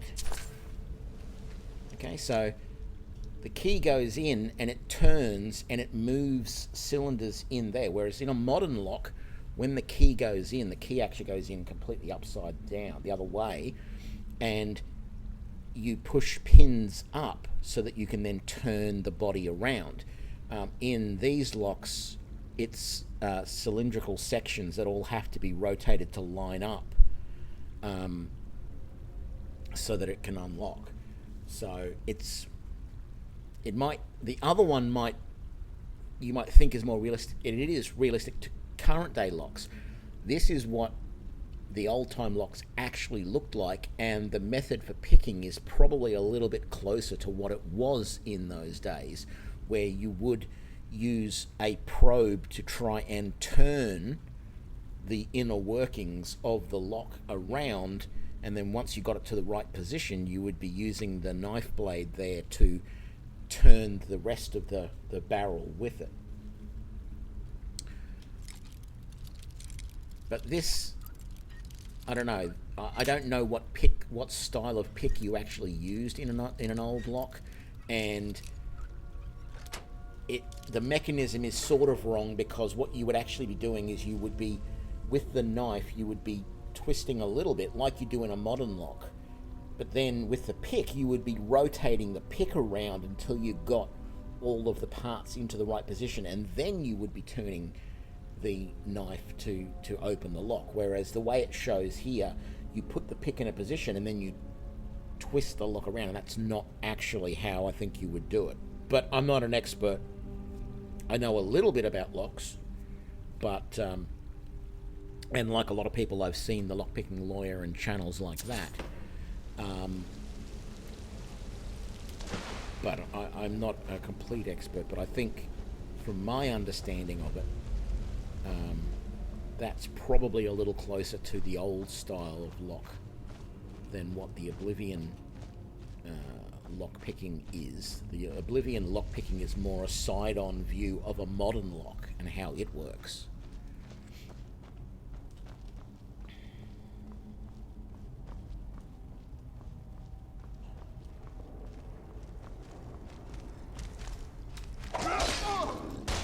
Doing this wrong. I've got to get back into the habit of doing it the right way.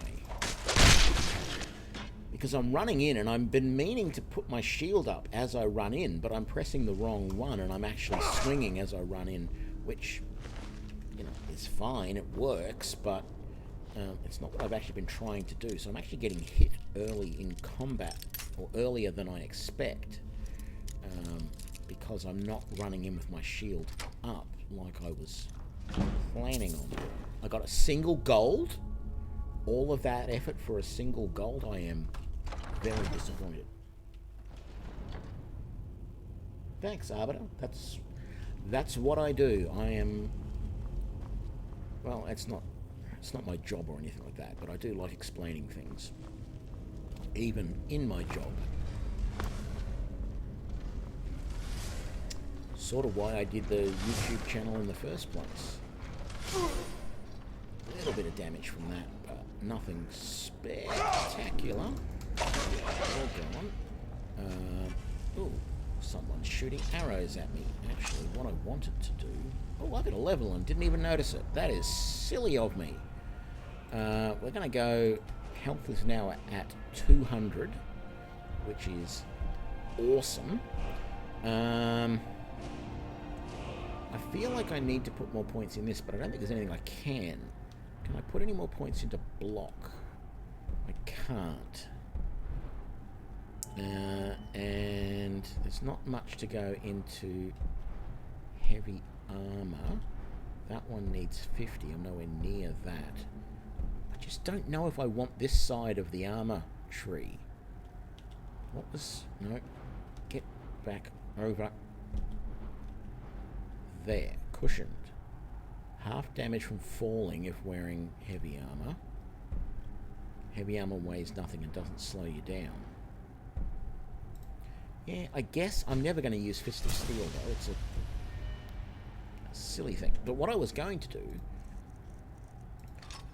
was very briefly switch to my bow and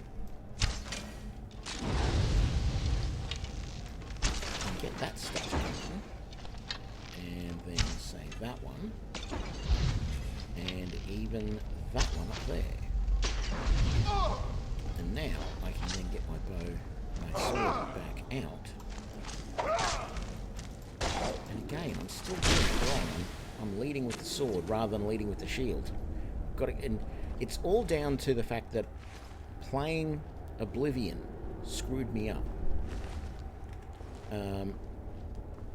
So I don't know if everyone's aware, but playing with a mouse, because I don't use a controller, so by default in Oblivion, to swing your sword or your axe, you use the left mouse button and it swings your axe. And then to use your shield, you use the right mouse button, which brings your shield forward. Which, if you think about it, is the complete reverse, right? So I noticed that you can't change that in Oblivion, right? So attack is left, block is right, but the weapon is in your right hand and the shield is in your left hand. So they're completely reversed. What I've done here is I've swapped the controls. Right? So left hand is mouse 1, left mouse button. Right hand is mouse 2, the right mouse button. So if I actually want to attack, I use the right mouse button because that's the hand that has my weapon in it. And it actually makes a lot more sense. However, and that's how I played up until the point that I played Oblivion. I just got used to this very soon after I started playing. I switched to that because it made more sense, particularly when you want to block or use a shield. Or even just when you have a spell in each hand, or if you've got a sword in one hand and a spell in the other. It just gives you way more control. At least it does to my brain. Whether my brain is normal or not is something up for debate, but that's the way my brain works. But I then, for a few weeks, played Oblivion, which I couldn't do that on, and now I'm having trouble, because what I want to do when I go into a fight is run forward with my shield up, block their first attack, and then come in behind it with my own axe, but I keep running in and attacking instead, which does deliver a power attack, but it is not what I wanted to do. Okay, so what does that look like? That looks like a bit of a claw, and it's got 3 points. And we've got these 3 symbols. So, on our golden claw that we got before, we can see there's a bear, a moth, and an owl. So,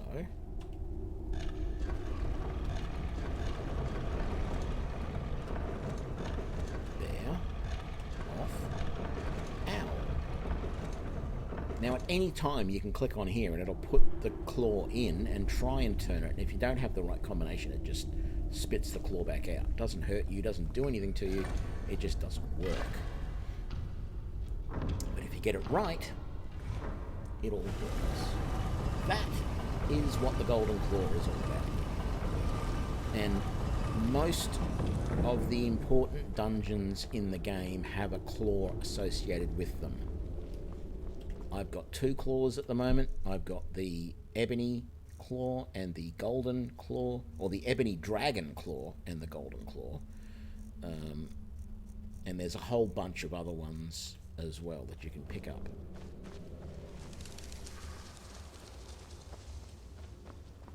Technically, if I go to the trader at Riverwood, he will ask for the golden claw back because it was stolen from him. Yeah, I'll just quickly come over this way. There's a chest up here. So we'll just get that, even though I'm not too fussed on treasure this run through. We'll just take it. Doesn't really matter what's in it. It's all just going to be sold. It's doubtful it's going to be anything that's super useful.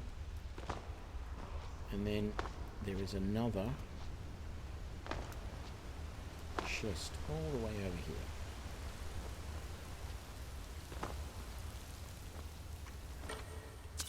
Okay.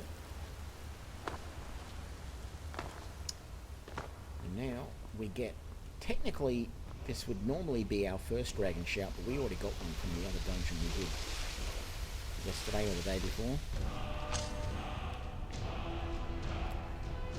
And then we've got to kill the big baddie.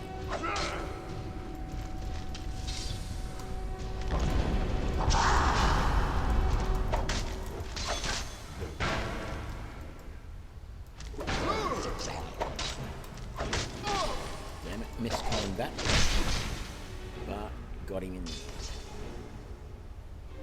There we go. Let's grab that. Let's grab that. He's got the dragon stone and a sword, which is worth a little bit, so we'll sell it. Bunch of stuff in there, none of which we really need. The ring of health, though. Do I have any rings at the moment?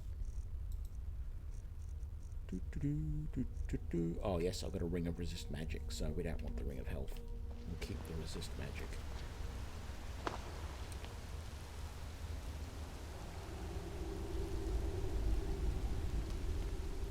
Yep. I always, the first time I came in here, people in my, not the first time, but one time when I came in here, a couple of people in my channel pointed out the chest over there and the chest over there. Now, every time I come here, I have this feeling like there's a third hidden chest somewhere that I'm missing. I don't think there is, but I always feel like there is. What about the,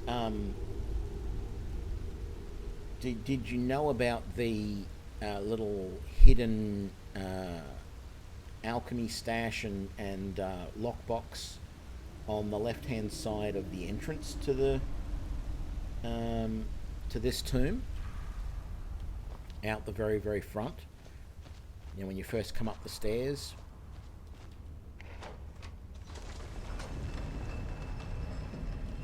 I'll go there after I get out and show you if you're not aware of it. Because I think the very first time I played this on stream, I just went exploring when I got to the top of the start of Bleak Falls Barrow.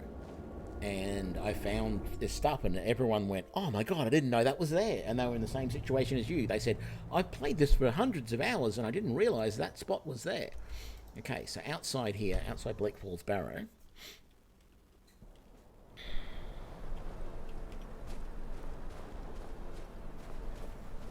come up the stairs.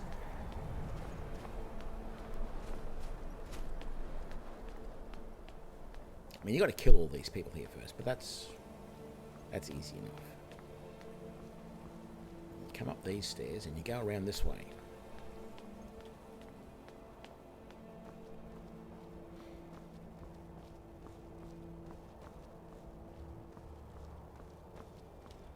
And then right here, you've got a strongbox and an apothecary satchel.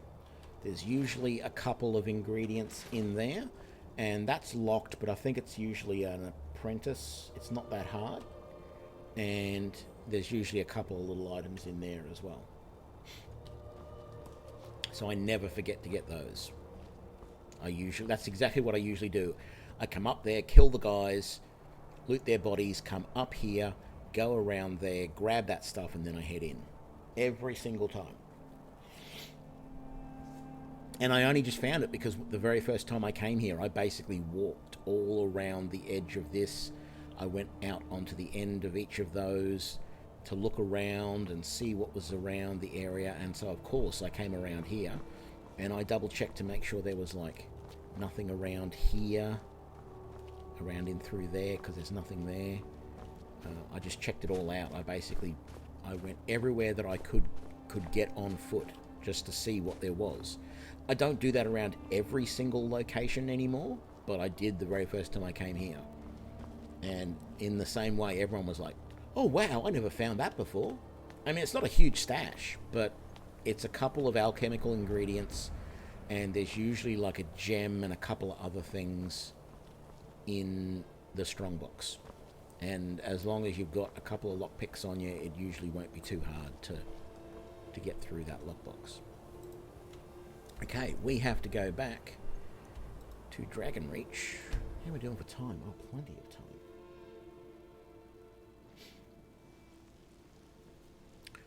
Better put the gear away, because they might get a little bit annoyed if I come running in here with waving weapons around.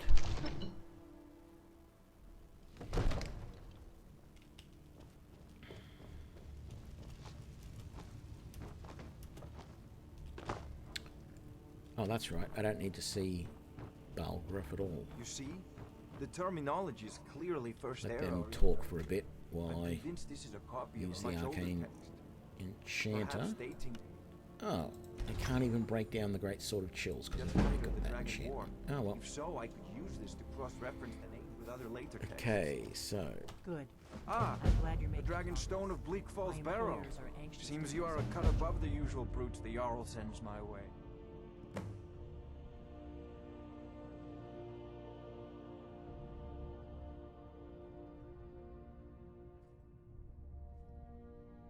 That is where your job ends and mine begins. The work of the mind, sadly undervalued in Skyrim. My associate here will be pleased to see your handiwork. She discovered its location by means she has so far declined to share with me.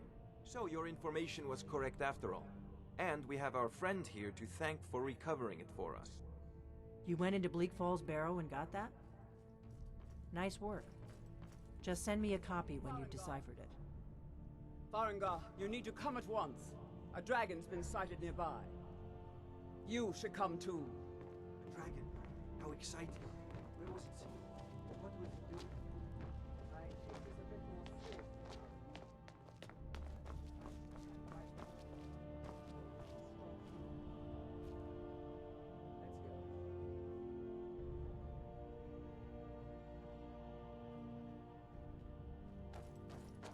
So, Irileth tells me you came from the western sorry, I watchtower? forgot. I took a drink and I completely forgot that I had the camera and mic off. I was saying we should come up here and make the Jarl uncomfortable, because you stand there and he just stares at you and doesn't say a thing until the other guys come up. What did it do?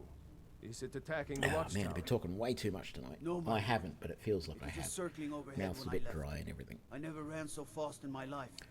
I hope told I'm you not to come coming down after with me, something. for sure. Good work, son. We'll take it from here. Head down to the barracks for some food and rest. You've earned it. Irileth, you'd better gather some guardsmen and get down there. I've already ordered my men to muster near the main gate. Good. Don't fail me. There's no time to stand on ceremony, my friend. I need your help again. I want you to go with Irileth and help her fight this dragon. You survived Helgen, so No, you I have didn't. more experience with dragons than anyone else here. But I haven't forgotten the service you did for me in retrieving the Dragon Stone for Farengar.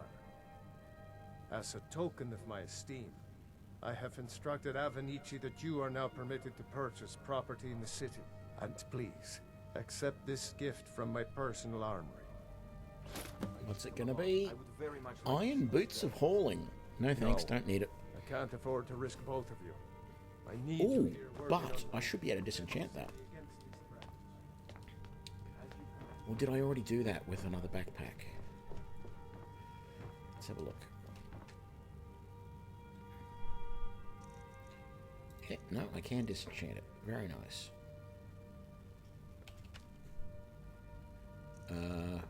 Where'd it go? There. Yes. Good. Okay. I'll race you, Irilith.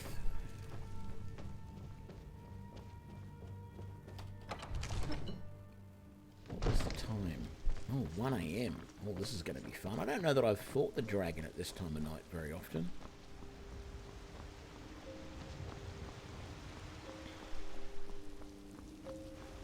Come on.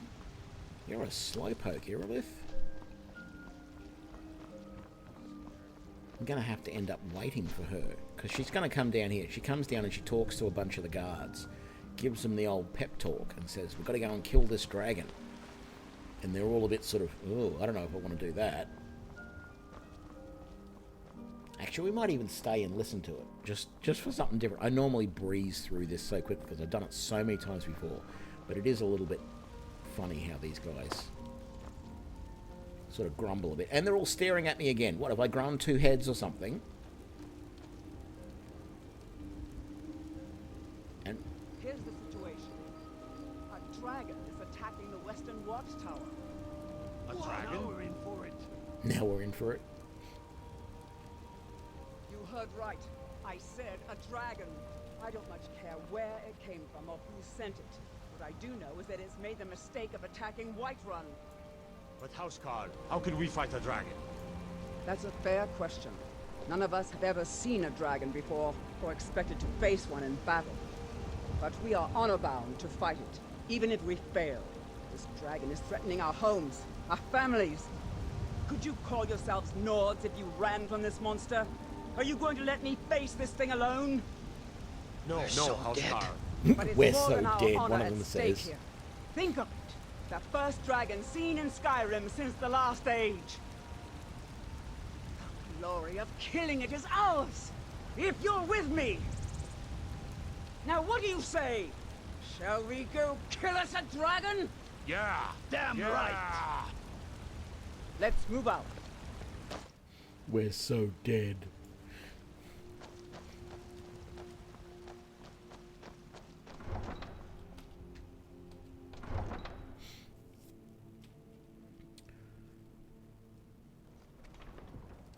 Okay. And off they're going. I'm going to go the quick way because it's a hell of a lot easier. Oop. Oop. Tools, wares, and weapons, all for sale at fair Actually, prices. yeah, I will sell How to can you. I assist? Take a look. No, I'm not buying anything. I'm selling. I don't want that. That.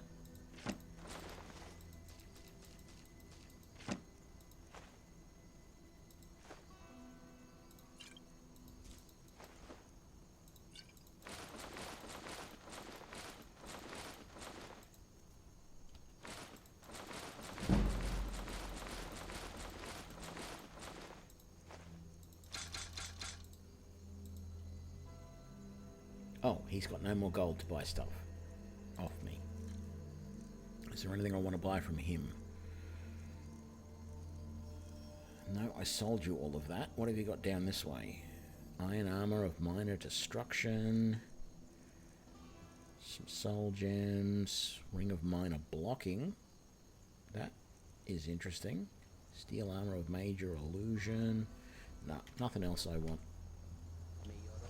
Okay, cool.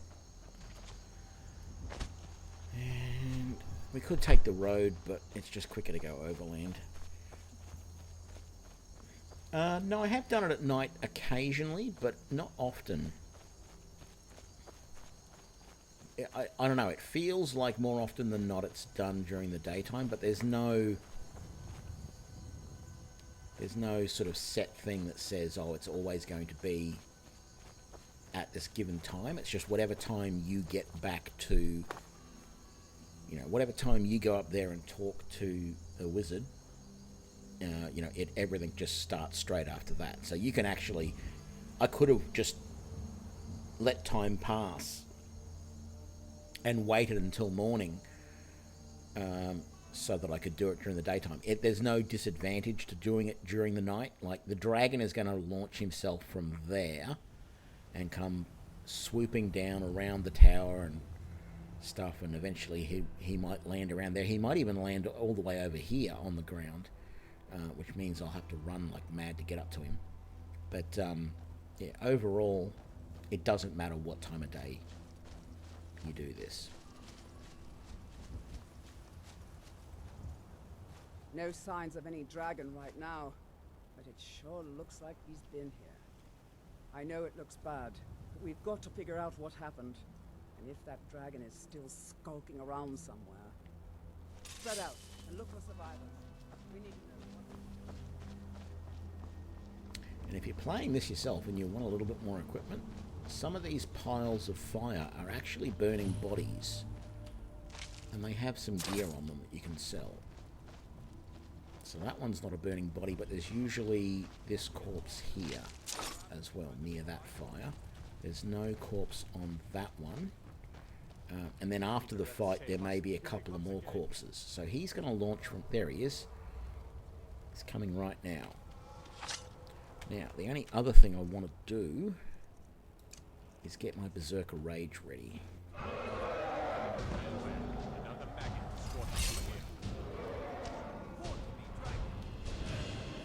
Come on, where are you going to land?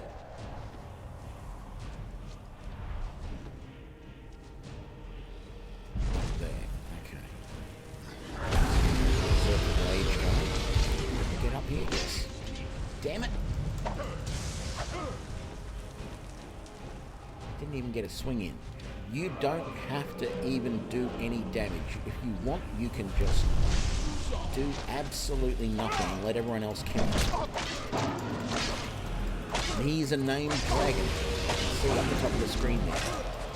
Near Mulner is his name, and he's almost dead. There we go. Oh, hang on. I'm doing the whole climb on his head and kill him.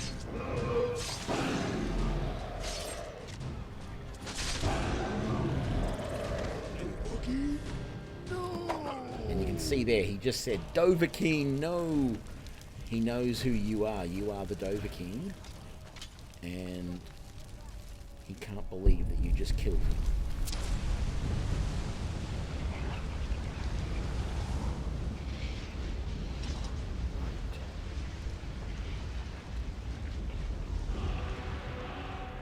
Dragon soul absorbed. Let's get our... No, wrong thing. Magic. Shouts.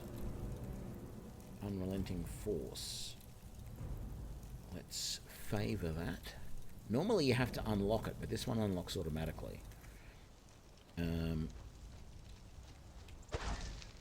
can't believe it. You're Dragonborn. Oh, I didn't switch to that shout properly. There we go. I'll take my leave then. These guys want to talk to you about being a Dragonborn, but it's pretty boring, so I'm just going to head back.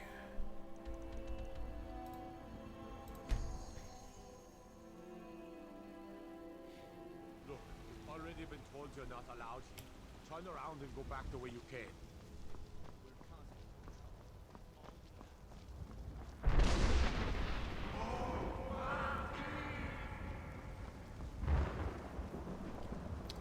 That was the Greybeards up on the mountain up there calling out for you, the Dovahkiin.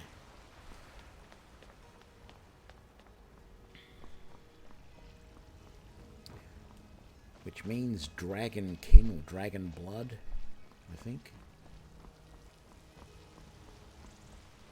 Something like that.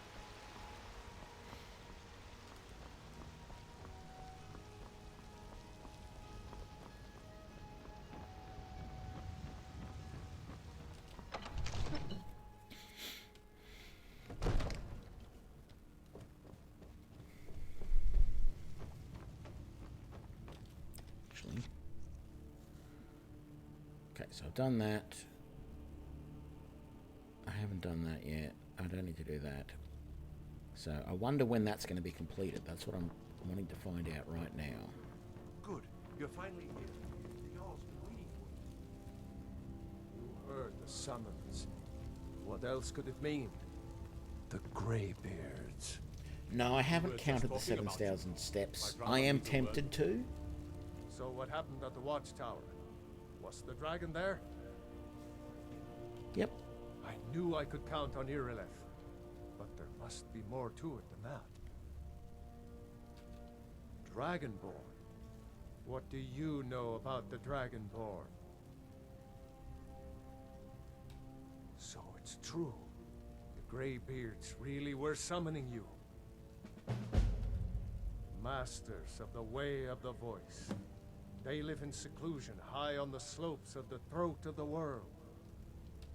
The Dragonborn is said to be uniquely gifted in the voice. The ability to focus your vital essence into a thum, or shout. If you really are Dragonborn, they can teach you how to use your gift. Didn't you hear the thundering sound as you returned to Whiterun? That was the voice of the Greybeards, summoning you to High Hrothgar. This hasn't happened in centuries, at least. Not since Tiber Septim himself was summoned when he was still Talos of Atmora. Rangar, calm yourself. What does any of this Nord nonsense have to do with our friend here? Capable as he may be, I don't see any signs of him being this, what, Dragonborn? Nord nonsense? Why, you puffed up ignorant. These are our sacred traditions that go back to the founding of the First Empire. Hrongar, don't be so hard on Avenici. I meant no disrespect, of course. It's just that, what do these Greybeards want with him? That's the Greybeards' business, not ours. Whatever happened when you killed that dragon, it revealed something in you, and the Greybeards heard it. If they think you're Dragonborn, who are we to argue? You'd better get up to High Hrothgar immediately. There's no refusing the summons of the Greybeards. It's a tremendous honor. I envy you know, to climb the 7,000 steps again. I made the pilgrimage once. Did you know that? High Hrothgar is a very peaceful place. Very disconnected from the troubles of this world. I wonder that the Greybeards even notice what's going on down here. They haven't seemed to care before. No matter. Go to High Hrothgar. Learn what the Greybeards can teach you. You've done a great service for me in my city, Dragonborn. By my right as Jarl, I name you Thane of Whiterun. It's the greatest honor that's within my power to grant. I assign you Lydia as a personal housecarl, and this weapon from my armory to serve as your badge of office.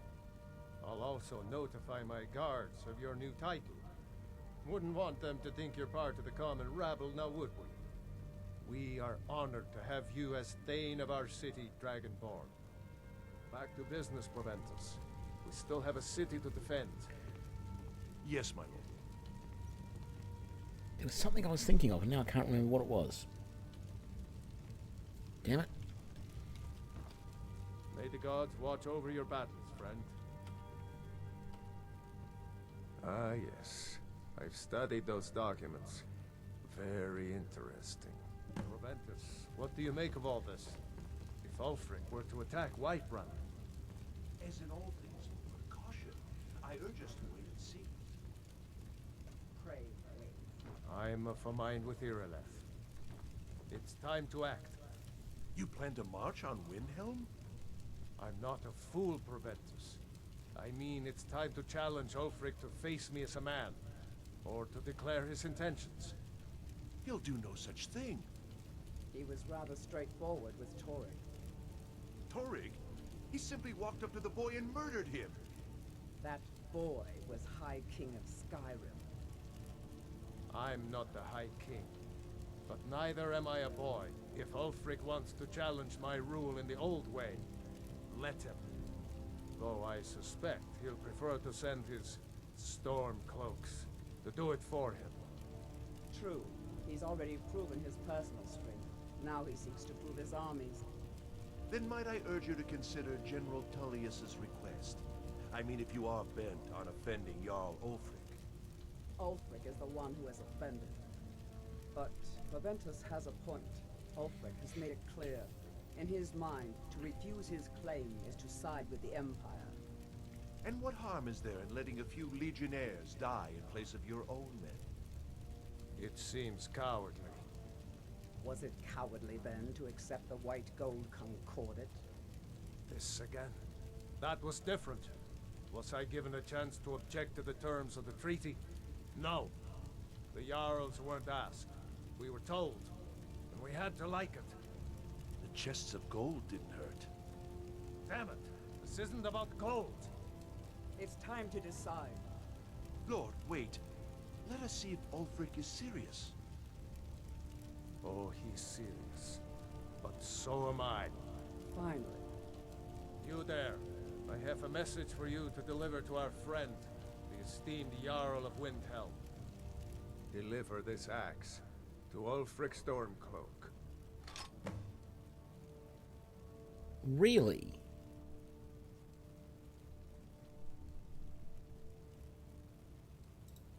True, he's a dangerous and bloodthirsty man. But he's also a Nord that honors our traditions. Keep your wits about you and you won't be harmed. And then get back here. Because if Ulfric isn't bluffing, I'll need every able body to defend Whiterun. Good. Good. Okay, I remember what I was going to say before. Bring me my pen. And the good The 7,000 steps. Are we writing a letter, Lord? I haven't Yes. ever looked online General to see if Tullius. anybody has actually supposedly counted the steps. And that's why I say supposedly. Because I feel like you could just make up a number and claim, oh yes, I counted them. There are, 2,112 steps. It's not 7,000. It's nowhere near it. How would you know if that person was right unless you sit there and try and work it all out yourself? So that's the axe of Whiterun that he gave me for saving the city.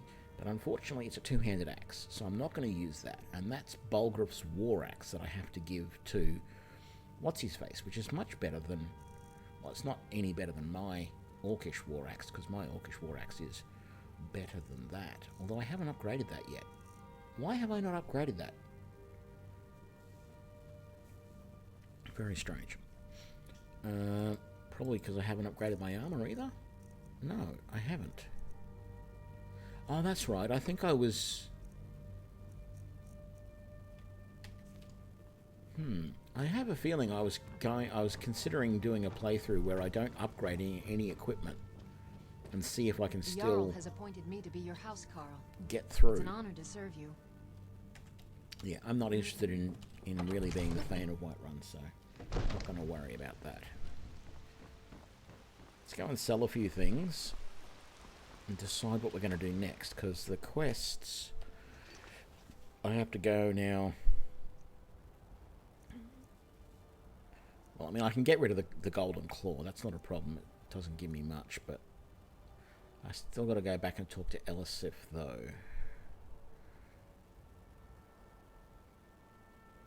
And then we've got to do the axe there.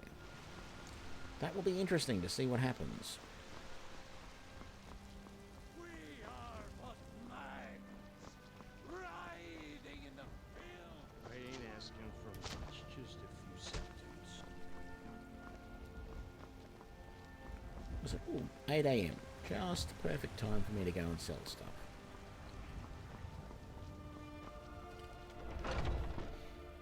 Take a good look around. I'm sure you'll find what you're looking for.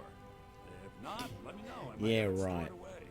Todd Howard made sure it would be 7,000 Everything's for steps. sale, my friend. Now you've got me really wanting to My test it. assist- Trinkets, odds and ends, that sort of thing. But the problem then becomes, are you actually looking at how many, like, blocks that look like steps are actually placed there, because there are whole sections of the trail that are just sort of, flat land without any cobbles, no steps, nothing like that. Or are you actually, should I be counting how many steps it takes to get to, like how many steps I take, how many paces? That's the discontinuity. Which is it? Which am I actually trying to do? Am I pacing out the distance, or am I looking at, actual stone chiseled steps that are placed into the side of the mountain?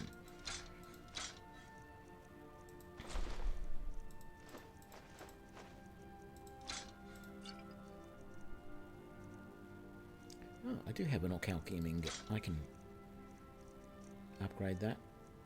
I don't want that. I don't want that. That. All those. I don't want that. All that.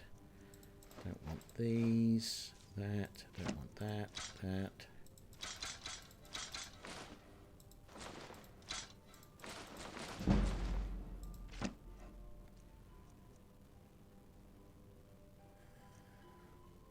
Hmm. 30 tomatoes. What happened to my cabbage? On cabbages, 16. And potatoes, 51. I could gather up a lot more stew if I wanted to. Just going to sell those right now. And that iron ingot is actually good. I want that. Don't suppose you've got any more orcalcum. Nope. Oh, you do have... I haven't been using Some may call this potions junk. much, but I Me, think you've got call some them healing treasures. potions there, do you? Beautiful. Do come back.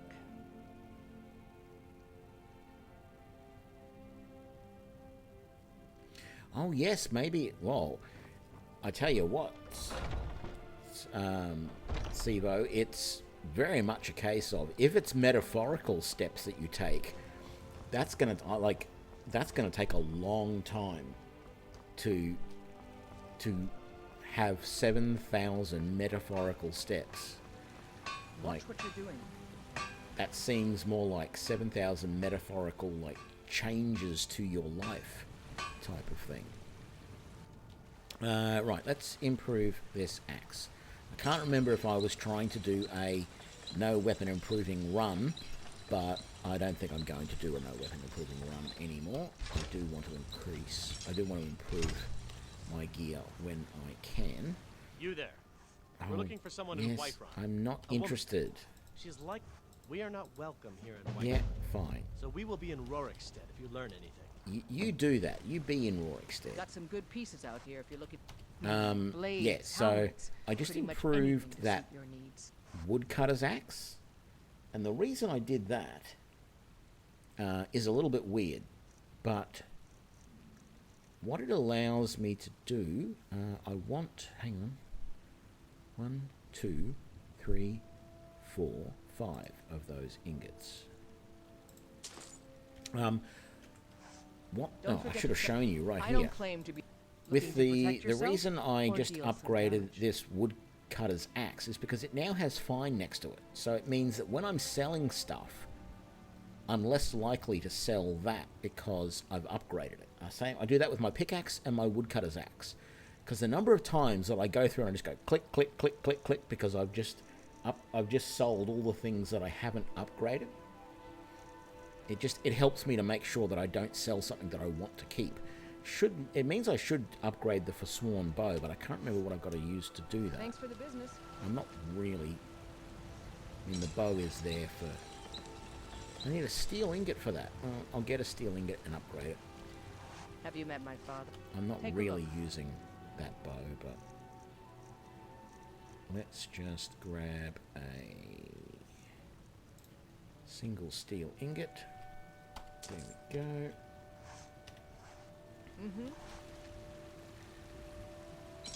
And Yeah, I'm really going to upgrade Bulgriff's War Axe. No, thank you. I'm going to give that away. That's a total waste of my time. Excuse me. I wanted to use this workbench. Thank you. I help my father No. in more ways than I want to use the workbench. Thank you. So that I can upgrade all of this. There we go. Much better. Now I won't accidentally sell it all. What are we doing? We just sold everything that we... Oh, that's right. We're taking a little side trip to the farm. Or more accurately, to the local farms to raid them for their leeks and cabbages. I have 16 cabbages, but I have 51 potatoes and 30 tomatoes. If I can get at least... Oh, I'm not going to be able to. I was going to say, if I can get at least 30 leeks, I can make more vegetable stew, but there's not 30 leeks in this here. There's lots of potatoes, and there's lots of cabbage, as we can see, but unfortunately leeks are always going to be the one thing that is going to be hard to find. Do that. So we're going to be able to sell cabbages, although I don't think they sell very well, if I remember rightly. In fact, I don't think they sell at all. I'll probably have to give them away.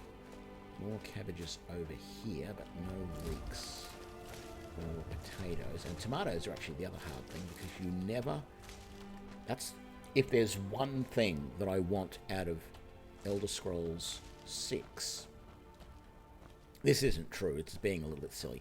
But if there's one thing I want out of Elder Scrolls 6, is that there are tomato bushes that you can harvest. Because at the moment, the only way you can find tomatoes in this game is to buy them in a store, or find them in, like, a bag or a barrel or something like that. You cannot harvest tomatoes from, like, farms like I'm doing with the cabbages here.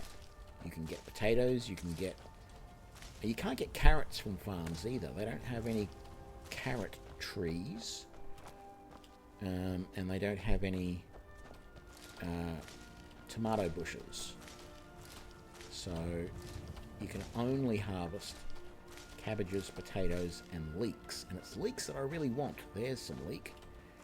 Because I need the cabbages, potatoes, leeks, and tomatoes to make the vegetable stew, which is really good for regaining health and stamina over time. And the biggest problem is, though, that I forget to use it when I really should. I really should just be popping one every time before I go into battle. And I try to think of it, I try to remember it, but I don't always. So there's a couple more farms over this side of the river, which will have some more... No. There we go. But not a lot. And then we just got to find somewhere to cook it all.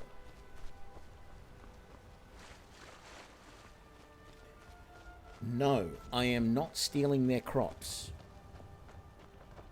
Now, how do I know I'm not stealing their crops? Because it doesn't say that I'm stealing. Yes, I know. I do the whole moral thing, but it's like this. They build the game such that there is no penalty for me taking these. Well, there is.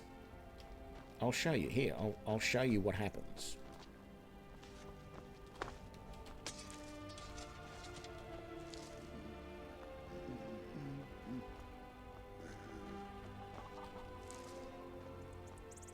You're not going to do it?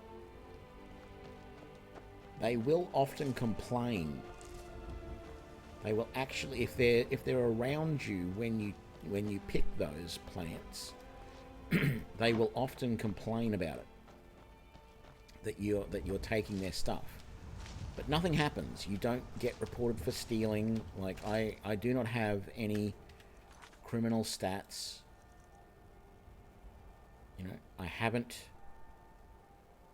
stolen anything. That one assault is I probably mistakenly attacked one of my companions when we were in a fight together.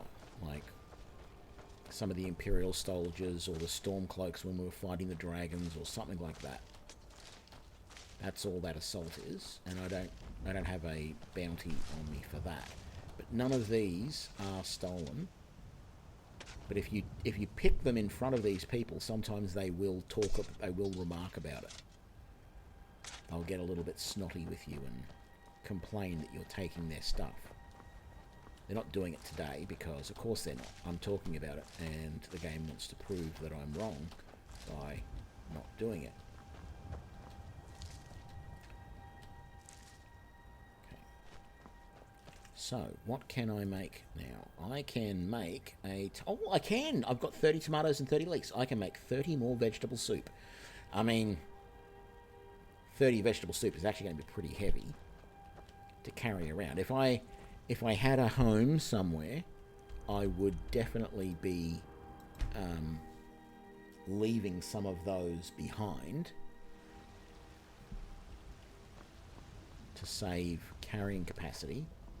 I can't remember. I got a funny feeling this is not going to work. I don't think the drunken huntsman. Take a good look around. I'm sure you'll find what you're looking for. This? I don't think this is an actual cooking pot I can use. Oh, it is. Okay, cool. Vegetable soup.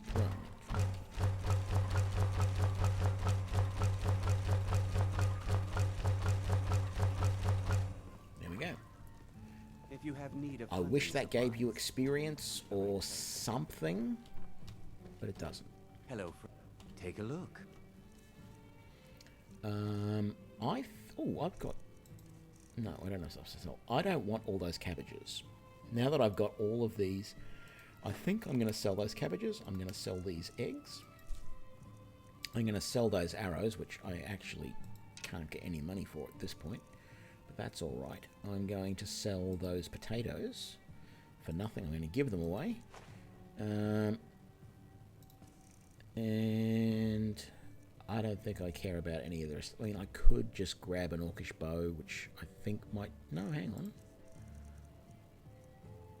No, my Forsworn bow does 16 damage, which is better than an orcish bow. It's probably better than any other bows they've got here. These are only doing 8 or 10. That's 7. That's 11. Yeah. My upgraded Forsworn bow is way better than all of that stuff. Thank you very much. So yeah, I know when I first started playing this game, I made a big thing about talking about, oh, you know, I don't want to steal, I don't want to, you know, do all that stuff. And it's true, I don't. And I like the fact that the mods that I've added in, the patch mods, actually make it, you know, illegal to take stuff from some of these barrels around the towns now. But if there's something in the game which is not marked as steal, that's just sitting around, I feel like it's something that the game wants you to take. It's a bit like harvesting all these plants for reagents. It's there, it's free to take. You know, nobody gets upset, so why don't I take it? That's my philosophy now. I do feel that games shouldn't just make all that stuff. Like, I would like to have a game where the only stuff that you can really take is, you know, I find a bandit camp, I kill the bandits because they're bandits, and I take whatever stuff they had, you know. But I don't, you know, I do not or cannot take anything from a city unless I am somehow an enemy of that city. So, for example, in this playthrough, I am essentially an Imperial, and at some point, we will probably be sacking No. Why do I never remember the name of that stupid... It's this... You've got Whiterun, you've got Windhelm, and you've got Winterhold. And I always have problems. I forget that that's Windhelm, because you've got winter here, you've got white, and you've got wind, and then these two are both Windhelm, WH, Winterhold, WH. This one isn't. This is WR, Whiterun. But half the time I'm wanting to call that Whitehelm, and I'm wanting to call that Windhold, or Whitehold. I always get these three, well, I don't get Whiterun confused. Whiterun I don't seem to have much of a problem with, but it's Winterhold and Windhelm. I always get the names of those. Or if I can often, as long as I say it as the College of Winterhold, I usually get Winterhold right, but then trying to remember that name of Windhelm is always a problem for me. I always have issues with that.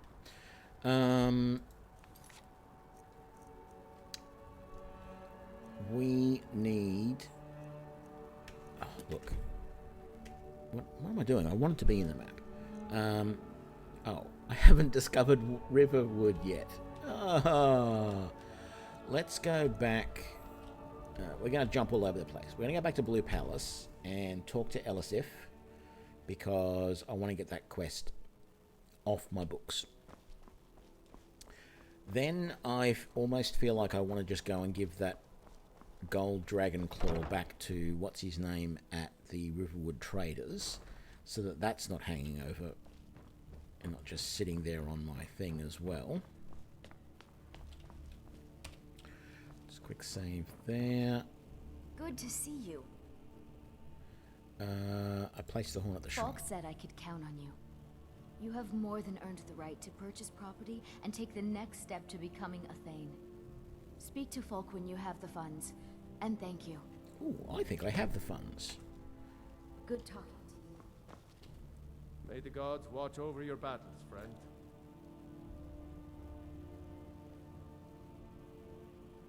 $25,000? 25,000 gold. You're insane. I have 8,000. Whiterun's house costs 5. Falkreath's land costs 5. 25,000 gold for a house in Solitude. Dream on. There is no way I'm paying that for a house. I'm tempted to go and just get the house in Whiterun so that I've got somewhere to store stuff. So that got rid of that. That got rid of that quest, though, didn't it? Yes, good. Okay, outside.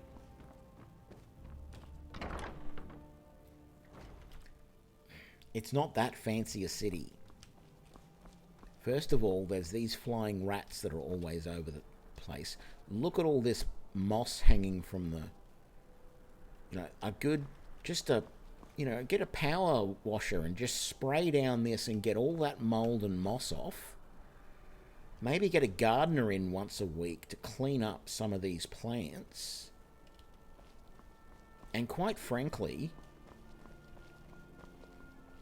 there's not that many, services. Sure, there's the Bard's College. That's about the only thing that sets Solitude out from any other city.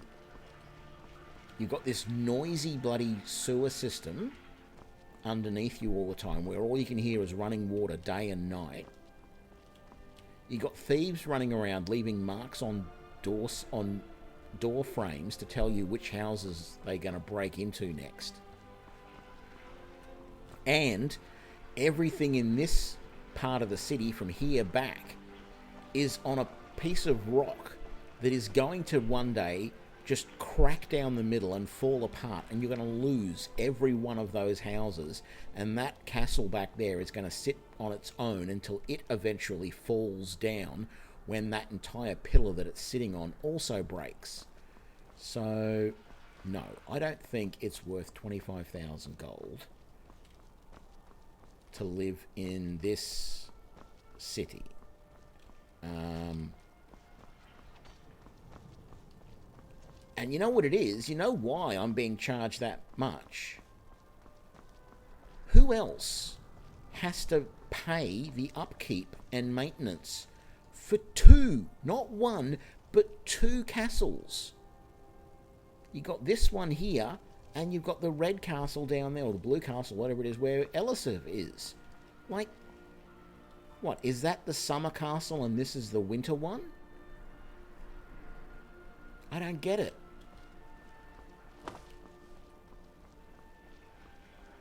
About the only thing that Solitude has, that no other city has, is this store right here, where they make fancy clothes. And to be honest, that woman's a snob. So I don't know that I'd ever want to buy anything from her. Okay, enough of my silly rants. Let's go back to Bleak Falls Barrow. Not because I want to go to Bleak Falls Barrow, but because I want to go back to... I think the dragon was perched up on there before he came and attacked. But you can't really see him at the time when you first come through here. I want to head back to Riverwood and give the Dragon Claw back to whatever his name is.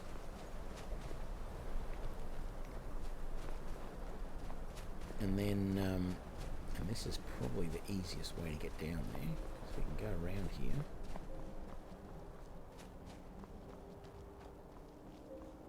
And then we can come around this way.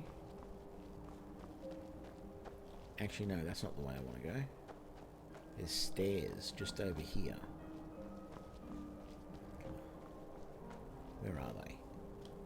Where are the stairs? There's stairs that lead down. I know there are. Maybe they were down here. Oh, they were.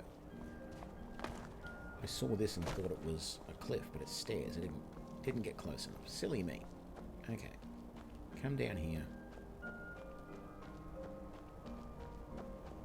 Oh, I haven't done this yet. I'm assuming, well... yeah, it's Solitude. It's way overpriced. I'm assuming that those of us who have played the game before know about this little treasure around here.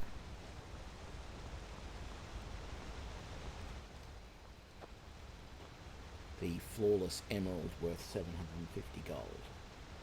We all know about this one? It's pretty much the standard thing you do whenever you're first coming into Riverwood. You come across the river, there's Annalise's cabin is just there, and you come down here and you grab that. I mean, you can't sell it for 750 gold. I think you get about 300 for it. But it's definitely worth coming and getting. So this is Anissa's cabin here. She's a witch. Leave her alone unless you're really prepared to fight a witch. The only way she will fight you is if you go down, if you unlock that cellar and go down in there and read a note that she's got down there that talks about getting other people to join, other women to join her coven. And if you read that, she knows that you've read it and she will attack you. Oh, you didn't know about the emerald, Sivo?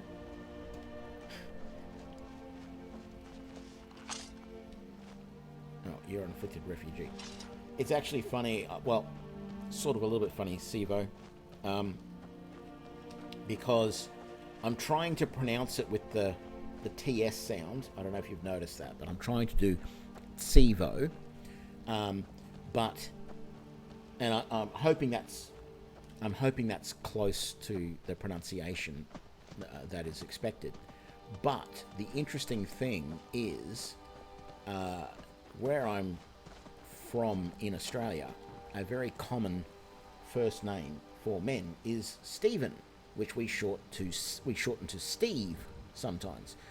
And whether you know it or not, Australians have a habit of further shortening names and putting like an O or an A sound on the end of it. So Jonathan or John will become Jono, and David will become Davo. Well, when I say Stevo, to me it sounds a lot like I'm saying Stevo, which is short for Stephen. I just thought I'd share that. No, I'm not. I'm actually deliberately trying to say Stevo, not Stevo, but it sounds to my ear almost like I'm saying Stevo.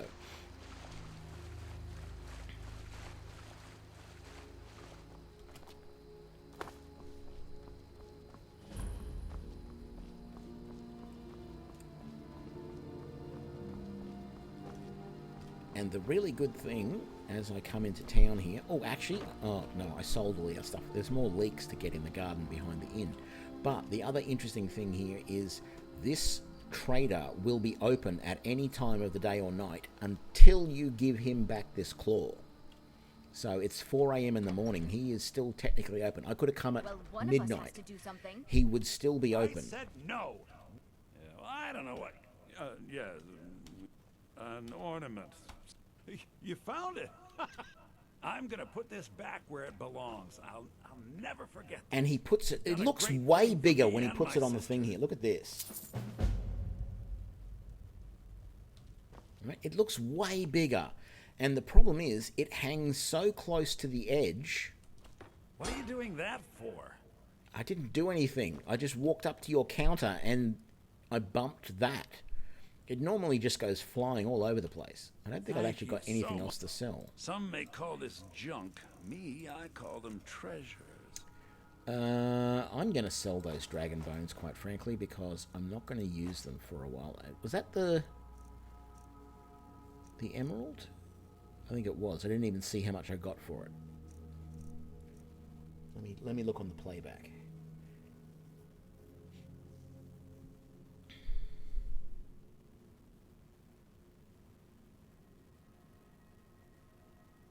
Don't mind it. Gee, the delay that I'm getting on the playback is unreal. Okay, I'm just about to sell it now. So it says the emerald's worth 750, but I sold it for 257. Okay. Still, early game, when you would normally pick that up, 257 gold is quite a bit. You can buy a couple of good bits of armor for that. Okay, we got those couple of quest items out of the way now. I'm not going to do High Hrothgar for now. I also don't really feel like doing this quest. I'm actually thinking about stopping the stream just a little bit early tonight. What we might do is just come back here to Whiterun.